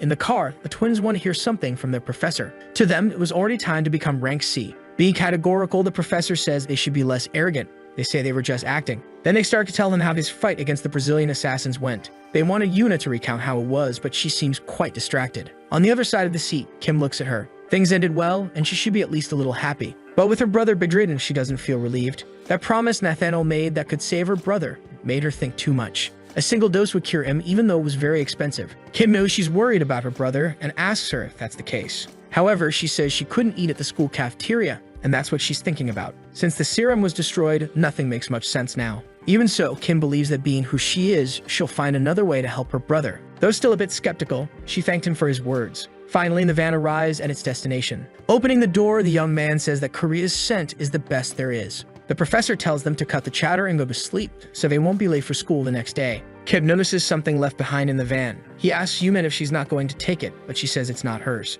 Kim says Yujin might like it, and she wants to know how he knows her brother's name. Opening the package, she wants to know what that is on her lap. Her eyes can hardly believe it. Yuna is immediately moved by the gift. There was the serum Nathaniel had promised her. Kim had taken the suitcase from the hospital. Apparently, Nathaniel hadn't destroyed the serum. Yuna cries, grateful for her friend's gesture. She clings to the suitcase, which is her brother's hope. In the hospital, things are no longer dangerous. Two men observe the destruction. No one can say what happened there, and they can't believe the results either. The level of destruction is so extreme that it's hard to accept it was caused by human hands. The hospital is completely vandalized in some areas. They even wonder if it was really Peter who did that. One man repeats his question, which is confirmed by the other. There is footage of him introducing himself to the camera. Besides that, there are no witnesses who saw him. It's as if they had encountered a ghost. The man tries to retract his words, and some hooded figures ask if he really said that. He tries hard to retract his statement, but his effort is in vain. Thus, he collapses in fear on the hospital floor. Suddenly, several cuts are made on his body. Putting away his sword, the assassin asks if Peter is truly a ghost.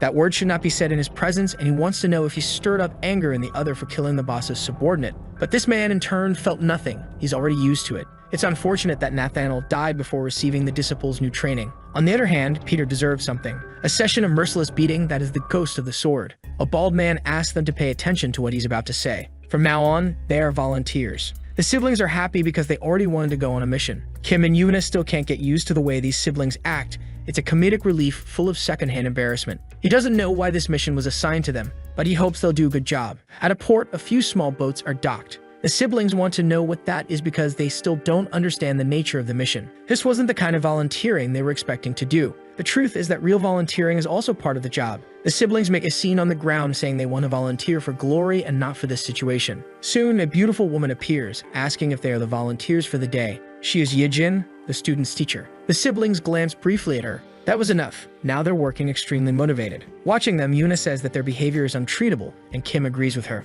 What she doesn't understand is why they were sent to a place so far from their school, a place 500 kilometers away from the capital. The professor told him that he doesn't know the reason either, but that they should remain discreet and not reveal themselves. So they proceed discreetly. Walking around the area, Kim reflects on the reason that might have brought them there. Looking at him, Yuna wants to know why Kim is feeling down. Resting in the shade after working, they talk with teacher, asking if she's a student. The woman understood that it was a compliment meant to say she looks young, but they ask her not to say such things and turn it back on her, saying they are just students while she is already a teacher. Yuna didn't like that, thinking they were being insolent. Knowing that the volunteers have arrived, the janitor introduces himself to them. That's the only school in the area, and he makes a dad joke. But the young ones couldn't find it funny. The place is very well taken care of, and Yuna wants to know what they can do to help. Then the janitor tells them to follow him because he'll guide them around the place. Yuna is suspicious. She doesn't believe they were brought there just for this. Two mobsters start extorting them, saying that they live in peace there because of them. But they don't have money to keep paying this kind of tribute, and the mobsters don't care about that. Instead of money, they offer something else, which seems to please them. There are several potatoes which are grown and harvested there. Suddenly, they throw the potatoes at the janitor and say they're still going easy on them. They say they're businessmen and don't like it when rules are broken like that.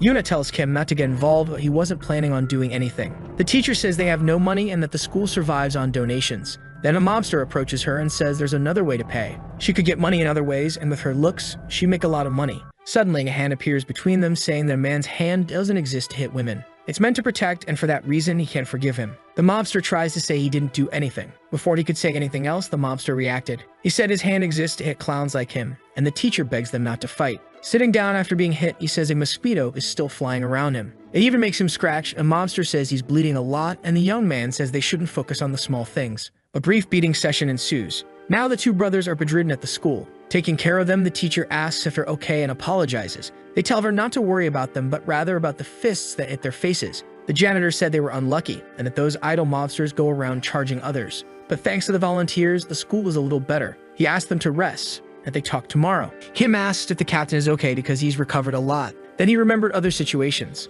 Intimidation they have faced before. The conflict inside the church with the assassins. Kim said that a strong person holds back when needed and that today they were pretty nice. He tries to say something more, but Kim tells him to keep resting. In that place far from the capital, the sky is filled with stars. Yuna is sitting on the swing alone. It seems she's reflecting on the past few days. Many things have happened to her recently. She remembered the bag Kim left for her in the car. Inside it was a different briefcase. Inside it, the serum that would be able to cure her brother. Crying with emotion, she wants to know how Kim was able to do that. That suitcase could change her brother's life. She should have thanked him when she could, but now she doesn't know how to do that. Kim asks if she's thinking about her brother after having seen the children today, and Yuna is greatly startled. He asks if she saw a ghost, but he always shows up in unexpected ways. With him there beside her, she wonders if she should bring up the topic. Calling him, he turns his attention to her, but the words don't come out of her mouth. She tries to explain to him what she wants to say, and Kim says it's a thank you, to her surprise. Looking at the sky, he also remembers a few things. She had told him to go to the clock, but the one in the garden. She had been adamant about that. He also remembers her crying in the hospital lobby. At that moment, she must have been really scared, yet she was able to protect him. Her bravery at that moment was truly incredible. She says it was nothing, but Kim says he's very grateful.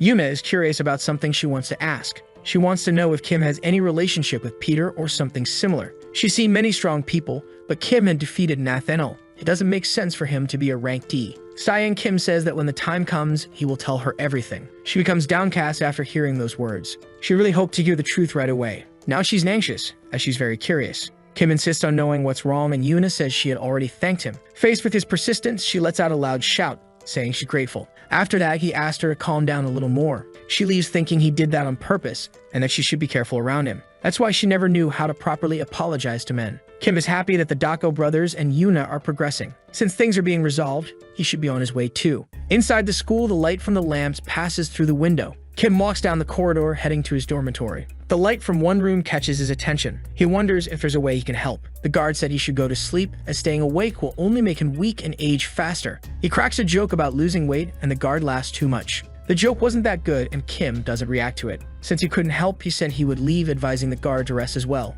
Before he left the room, he said the boy is clumsy. He smelled blood for decades in his life, and the boy wouldn't be able to hide that scent from him with that behavior. His scent of blood is very strong. Kim could only go there as a volunteer, and he did so with a goal in mind. His objective in going to that school is to find the disciple Simon, the one who handles a sword better than anyone on the planet, the best swordsman of glory, the saint of the spinning blade. It seems he did his research properly, and if so, he must also know that he won't be alive for much longer. A single strike is enough to create a small opening. That is the opportunity given to his opponent to strike back. But it wasn't easy with that man. It seems like he's reading his mind. He can't find any openings. No matter the strength of the weapon, a bullet can be avoided, but there's no way to avoid a sword. They are simply deadly within their range. In a short time, he cornered him and blocked his movements. Kim wants to know if the one before him is truly the best swordsman in the world, or if it's just a rumor. Simon says that only 2 people have seen 10 of his strikes. The boy should be happy, since he is one of those people. He doesn't know how it is for other beings, but humans are made up of habits. Walking, talking, scent, even people's breathing is different. He wasn't sure before because it couldn't be true, as it was impossible. But during the fight, he became certain. Then he planted his sword into the ground before him, and he, the disciple Simon. The night sky did not expect this. The samurai is bowing and salutes the disciple Peter, who is in front of him. He said he missed his big brother. Perplexed, he asked if he had reincarnated, to which Peter says in a way yes. He's relieved because he thought he had died, but even Peter doesn't believe it. Simon wants to visit the place where he's hiding, but that's not possible yet. He said that now he seems cool and acts cool, something he didn't do before. Either way, he is grateful, because the title of the Saint of the Spinning Sword suits him well. Peter says he almost died, but Simon, knowing it was him, thought it was impossible. He said that Peter is very skilled, considering that for the past few years all he has handled is a broom, and holding a sword felt a little strange. And all of this only happened thanks to Peter, who taught him how to use a sword. He wants to know why he went to that part of the country. Peter asks if he's heard the news about what happened at the hospital and with Nathaniel, and indeed he heard about the chaos. He could hardly believe that it was Peter who did it, and was wondering who was responsible for that. Now he wants to know why Peter did all of that. Without beating around the bush, Peter says he plans to take down Glory. Simon says that even for him, it's too dangerous. Glory is not the same organization anymore, so he hopes to join him in this task, but Peter tells him he has to stay there and clean the school. Simon wants to go with him, but Peter asks if he really wants to throw away all the time he spent there hiding. The samurai says he still dreams about that fateful night. If it weren't for Peter, who stopped him, he certainly wouldn't be alive today. Just like that child wouldn't have reached the highest step, even if it cost him his head, he would have done it gladly. And he asks if Peter doesn't agree with him. 60 years ago, the Honor Orphanage was established by Father Gabriel. Among the children who grew up there, 12 were selected, with Peter being one of them. Every day was a battle for survival. After being treated like animals and going through the worst training, the 12 who survived were promoted and became the nation's secret agents, the 12 disciples. Before anyone knew it, they made great changes in the world. One day, something happened. A young boy appeared at the orphanage, and the priest decided to adopt him. As time passed, that child began to covet the crown. And in the end, he took the crown for himself, arousing Simon's fury. It was on that night that Peter stalked him. It wasn't the right moment for him or for anyone to do that. In his hands, Glory turned into an organization of assassins stained with blood and corruption. And Peter, who was powerless back then, obtained the greatest weapon of all, his youth. So if he wanted Simon not to get involved and just watch, for everything would be destroyed. The person in charge of doing that would be him, Peter. Morning finally arrives at the school. The siblings want to know what happened. They had done all the hard work, yet the children are idolizing Kim. The teacher thought things would get chaotic, but the mobsters didn't return, and the brothers said they won't come back. Shaking hands, the man asks them if they need to go further than that. The mobsters murmur that they won't mess up again and are warned not to return to the school or approach the teacher, because if they do, they'll witness the wrath of an S-rank assassin. But the siblings say it wasn't a big deal, and only they will remember it. With their volunteering finished, it was time for them to return to the capital. The teacher thanks them for giving the children good memories. The janitor makes a really bad dad joke, and Yuna had to be restrained. Before leaving, they call out to the teacher. They affirm that they will return every year, and she's happy, but thinks it's because of the volunteering not to see her. Before Kid leaves, the janitor calls for him. He said that if needed, he has the disciple Simon at his disposal. If necessary, he'll come to his aid immediately. Peter thanks him and hopes he stays safe and well in that place. Before the day ends, the rain starts falling from the sky. Soon, it becomes more intense, turning into a storm. The waves begin to rise and become much stronger. Lightning descends from the sky, shaking the walls of the school. Meanwhile, the janitor calmly reads his newspaper. That was quite unusual in his life. He's been receiving things that made him very happy lately. Standing up, he didn't expect to receive visitors. They don't seem to be volunteers, and he wants to know what they want by visiting someone who lives in isolation. The woman identifies him and says that's where he's been hiding. One of Father Gabriel's sons, the Saint of the Spinning Sword, the disciple Simon, the best swordsman in Korea. Simon knows they are from Glory, both the woman and the man accompanying her. From what he's heard, she seems to be the most powerful swordswoman in Japan, the Sword Phantom. The man is happy that Simon knows who he is. He doesn't know the reason for their visit, but if it's to steal a title he holds, he's not interested in that. The woman said she only came there to earn a lot of money and nothing more. Simon says they seem to have come from far away, but they won't get that money. Moreover, they are wrong about one thing. It was very presumptuous of them to say that the Saint of the Sword is the strongest in Korea. Seeing his fighting spirit, the man says it was worth coming all the way there. Simon tells them not to worry because he treats all his guests well. Now it was time for them to start fighting. The woman reacts immediately to Simon's movement. They are going to fight to the death. The rain continues falling heavily. A beam of light can be seen in the window of the janitor's room. The clash between them is extremely fierce. Their swords collide violently. Simon is thrown back by the impact but manages to stay firm on the ground. The woman is equally skilled. She was eager to meet Simon because of his reputation, but expected more from him and thinks it's due to his age. Simon has a cut on one of his arms. Indeed, he hasn't been training and is a bit rusty. If it were his past self, she would no longer be alive. Hearing this, she lets out a sadistic smile. She says Simon shouldn't think so highly of himself. She is good, but what concerns him is the guy behind her. He needs to move to a more open space to fight them both. Seeing her approach, he moved as well. Once again, the swords clash, producing light with their sparks. Simon says the school is public property and that he's going to report her for what she's done there. But she says she doesn't care because there will be no witnesses to that,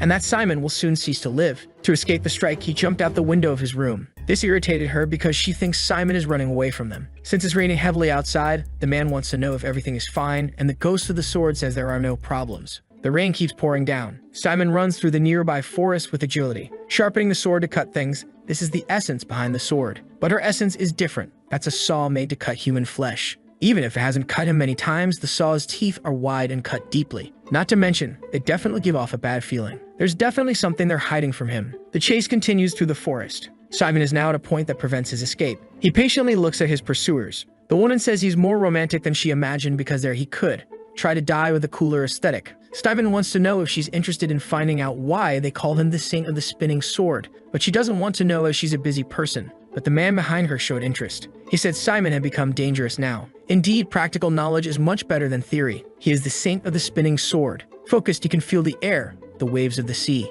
even the rain, and he is capable of cutting all those things. All thanks to his sword technique. The man tries to tell the woman to dodge, but she takes a moment to understand. The cut had been made at the height of her neck. Didn't even give her time to react. The trajectory of his sword continues endlessly. An incredible technique refined over decades of training. The technique that made every swordsman tremble in fear. Simon is in his divine state. The woman can only scream, feeling the pain of the cuts on her body. It had been a while since he had so much fun, so he called the next one. It was time for the big guy to do something too. He says the technique is excellent. If Simon hadn't stopped training, it would have been formidable, but now it's too late. Simon doesn't understand as they already lost. Then he encounters a strange sensation. He looks slowly at his abdomen. There was a cut there, and he didn't even realize when it happened. There's no way he was wounded because he didn't see anything happen. The man asks if Simon really thought he had won. That's too funny. Hearing the voice, Simon is certain he had cut the woman. He even thought he might have been possessed by a ghost or something like that. It's impossible that this really happened. Maybe he was just hallucinating there. But the pain he feels is real. Searching his memories, he remembered when the woman used a perfume. Maybe that was the hallucinogen used. If that's the case, he says it's pathetic, and he's prepared for it. His preparation is complete. If he can't see a ghost, he just needs to close his eyes. He had repeated that technique thousands of times. For someone at his level, vision is irrelevant. In front of his sword, he senses the presence of his attacker. Then he approaches him with his sword. Seeing it once more, it's clear that his skills are terrifying. The infamous disciple Simon. To think that he ended up like this. Simon swings his sword aimlessly, completely disoriented. The woman smiles at the scene because he can't even see her. Now she will show him why she's called the Phantom. As her name suggests, she's a phantom who carries a sword. In the capital, the day dawns with a clear sky. One of the siblings has a question for his friends. Yuna wants to know what happened, and he asks if love has always been this painful. He sent messages to the teacher but never got a response, and Yuna said he doesn't deserve one because he doesn't know how to communicate. However, she used to reply, and he showed the old part of their conversation. She sent him a picture yesterday, and since then, she hasn't responded. He asks Yuna what they should do in a situation like that, but quickly changes the subject, saying she's not a girl. Listening to their conversation, Kim became very thoughtful. They asked for Kim's help because Yuna is oppressing them. He had called Juwon and asked to meet her. It's very cold, and they met on a slope near the sea. Kim is looking for pirates in that area. The girl notices what's going on because even her dogs sense something different. She wants to know what happened as Peter isn't responding. If Simon had gone back with him that day, or even if he had stayed with him. If a few things had been different, he would still be alive. Thinking about the possibilities, Peter is genuinely angry. Far away, they are being observed by someone. The informant says the target received the gift, and his boss wants to know if it's really Peter there. He says there's an older man there and that he's not alone. There's a woman with a dog and a younger guy who's not there anymore. While talking to his boss, Kim snatches the phone from the observer's hand. This startled him because Kim got to his position too quickly, and he couldn't do anything. On the phone, Kim asks if the person is the new Simon of Glory. The woman wants to know if it's Peter. On the other side, he asks if she's the one who calls herself the Phantom. He says he doesn't know why she's acting so confidently, but hopes she stays safe, if she isn't already. Meanwhile, he crushes her henchman's hands, who screams uncontrollably. She had signed her own death sentence. She would die painfully at the hands of a real phantom. A yacht sails across the sea. Someone asks if the man is okay. but he knows what kind of place he's heading to. It's her home, a genuinely dangerous place. An invisible vessel, everything about its crew. No one knows a thing. It's known as the Ghost Cruise. Whoever kidnapped Simon is inside. How they got the ship and how they maintain it is a mystery, but Peter knows who they are associated with. If Korea has glory, Japan has them. An ancient organization of assassins, not to mention the Oriental Yakuza, famous in popular imagination for having inserted the story of the sword Phantom into the case of the lost Yamagumi. On the day of the incident, they were celebrating the leader's 60th anniversary. That day, 2,000 people lost their lives at the hands of just 2 individuals. An event that became well known, but incident doesn't do it justice. It's more like a massacre. But that's because it was 2 against 2,000. In the place where such a battle unfolded, there wasn't a single body left. A reward was placed on them by the Japanese police, but as their name suggests, they vanished like ghosts. After years, they reappear, and now she is the new Simon of Glory. She says that if he knows all this, he shouldn't go in there because he might have a futile and insignificant death. And she's worried if everything will be okay, since he doesn't have any support. But Peter only cares about the number of people he'll have to face. No matter how many he has to kill, there won't be any survivors. He'll make sure they regret spilling his brother's blood. And he has helpers there as well, but that's exactly what the woman was talking about. The siblings didn't like their clothes and want to be bodyguards too. That's why Kim told them not to come along with him, as he's not joking. This is serious. But they say he just wants to monopolize the fun. Kim says it again. They could end up dying there, but they don't care. Death for assassins is the final achievement. On the yacht, a man asks if he liked the vessel. It's Choi Eun-chang, president of Daeha, a corporation that manufactures weapons. Kim tells the president that it's cold outside and that he should come in quickly. Then he asks why he's so nervous, to which the man replies that he should be. There are drugs and smuggled weapons on board, missing art pieces, and even trafficked people. This ship has things that an ordinary person could only imagine existing. Even though he's rich and powerful, he only boards with the permission of that person, and Kim says he's indebted to him once again. But it's fine. He owes him nothing. Finally, they can see the ghost vessel more closely. Peter can't wait to find out who this person is, what kind of person they are, to know exactly what they're like so he can bring judgment to that soul. Already on board, someone asks to call the boss over there. The man had struck the woman in the head with an ashtray because she didn't understand a word he said. The woman tells him not to call the woman by that name, and if he keeps calling for her, she'll get angry. It's not a boss, but a lady. She is Simon, the ghost of the sword. Her appearance doesn't seem dangerous. The same could be said of the man who always accompanies her. While the woman is escorted by the man, Simon invites the Hafed to talk in her room, but he says she must have forgotten who he is. One word from him could have her thrown off the ship. He's the CEO of a large company. Since he doesn't want to go to the room, they can do it right there. Even though he's already drunk, she'll make him even more intoxicated. Suddenly, he feels something is off. His hands are trembling violently. His body is sweating cold, and he's sure something is wrong. Within seconds, he's already collapsing to the floor. Simon begins to lament what happened. What he likes is his business, but he was doing really well squeezing his neck. With him writhing on the ground, she orders her henchman to throw his body into the ocean. They immediately obey, removing the man who is still convulsing. She wants to know if her companion thinks Peter will come, since this is the first auction since that phone call. After receiving her gift, he will definitely appear, and he wants to know what the ghost would do if Peter were on the ship. She coldly says she would find him, kill him, and take her money, and she can't wait for it to happen. The brothers look on in amazement because they don't know what that is. That is an enormous and wonderful club, not to mention the massive pool on the ship. It's simply an incredibly luxurious hotel. The wealthy from all over the world are there, people who must wipe their butts with money. Then he looks at Jia and asks if he's ready. Without hesitation, he tells his brother that he's been ready since birth. There must be no dirt in front of the important people, and they dedicate themselves to cleaning the ship's floor. A big shot calls for them, and the brothers immediately offer their services. He gave them a bunch of money because they were working hard cleaning the floor. It was way too much money. They didn't expect such a generous tip. They received the equivalent of $1,000,001. All that just for cleaning the floor. They're already thinking they'll get rich. If that's the case, they won't need to be assassins. In the middle of the hall, a man asks for everyone's attention and thanks them for being there. For the auction that's about to start, they have a special product for them. Simon's first impression was written on a piece of paper, a woman with a sword and a man who looks like a bear. Peter, looking at her, knows that this woman is the new Simon of Glory. The first item to be auctioned is Photoruk. She urges people to imagine what that might be. It's capable of killing thousands of people in just a few minutes,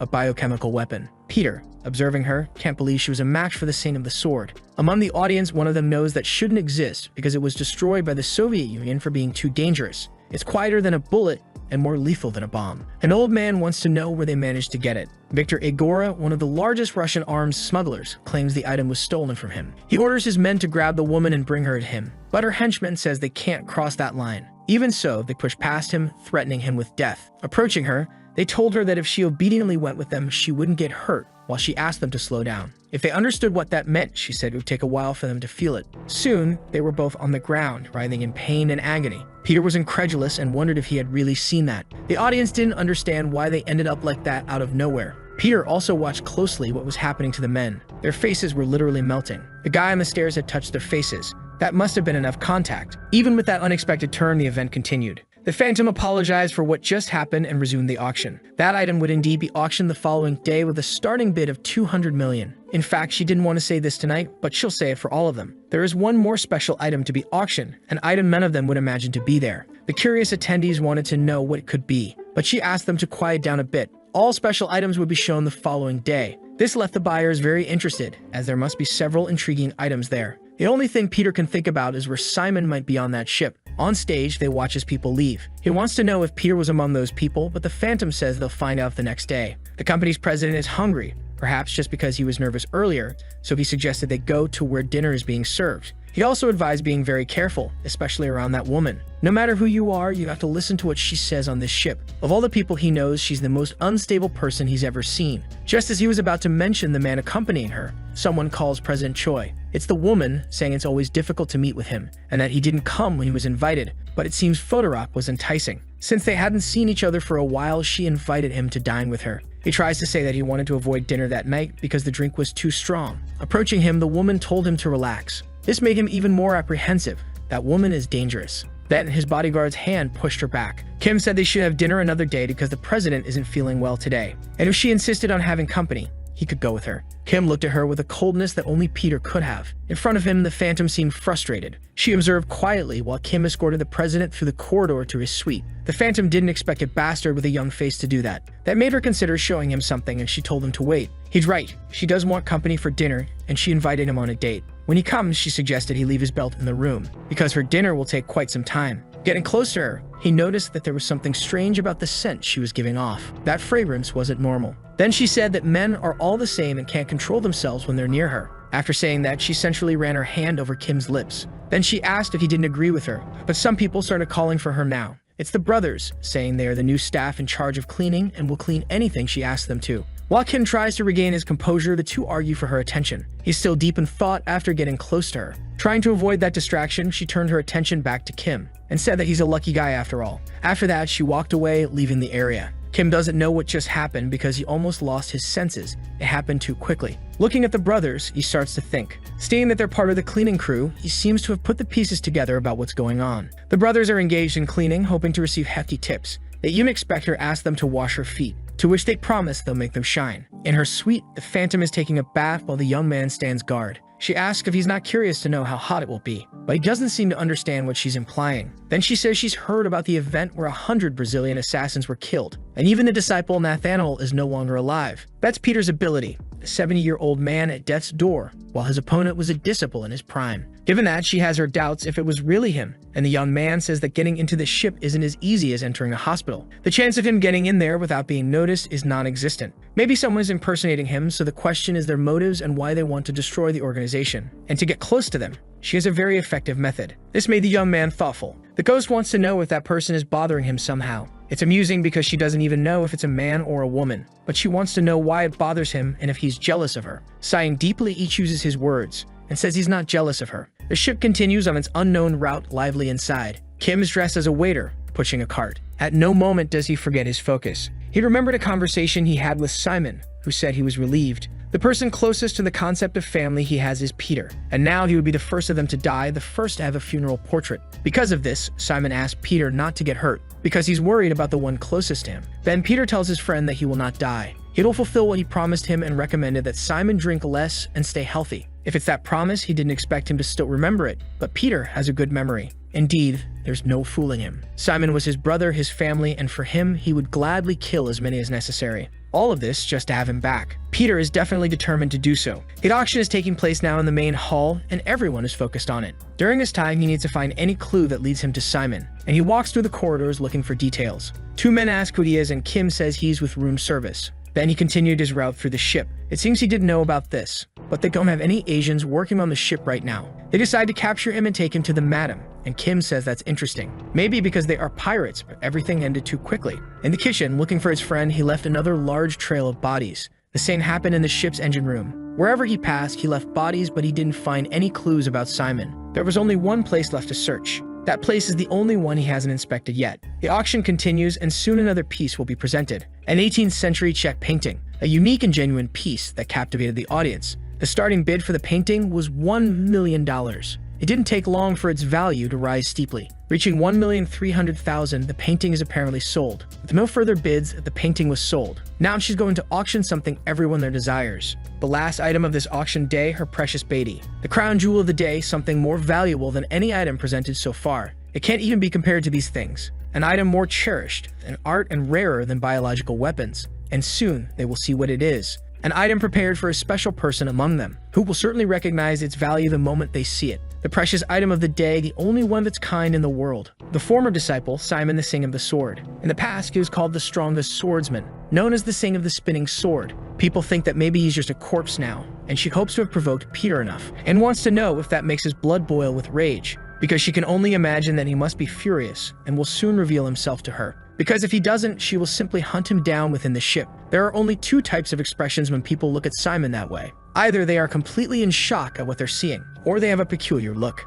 Even the young man who accompanies her is scanning the crowd, because among those faces there must be one that stands out. One that will be easy to spot because it stands out. The ghost found what she was looking for, the face of someone filled with hatred. With that, the ghost achieved what she wanted. The young man asks if she found him, and indeed she did, but there's something strange. After finding him, she lost sight of him. However, she's certain he's there among them. In the middle of the people, she saw his expression of hatred. Not only that, but she sensed a murderous aura. She even thought she might be wrong about it, but that shouldn't be the case. From now on, it doesn't matter anymore. She wants to see if he's capable of making it through all this. The presentation is over, and the auction for Simon's dying body is about to begin. The starting bid is $10 million, and if Peter doesn't buy him, Simon will die right there. It's a delicate choice, and the lives of both of them are at stake. Peter knows that his friend has become bait to lure him out. Besides not having the money for the bid, if he participates in this, he'll draw too much attention. Not to mention that there are too many spectators for him to try to take Simon by force. The situation is utterly detestable. Peter doesn't know what he should do to save his friend's life. The Phantom says that a disciple's life used to be worth more than a weapon of mass destruction,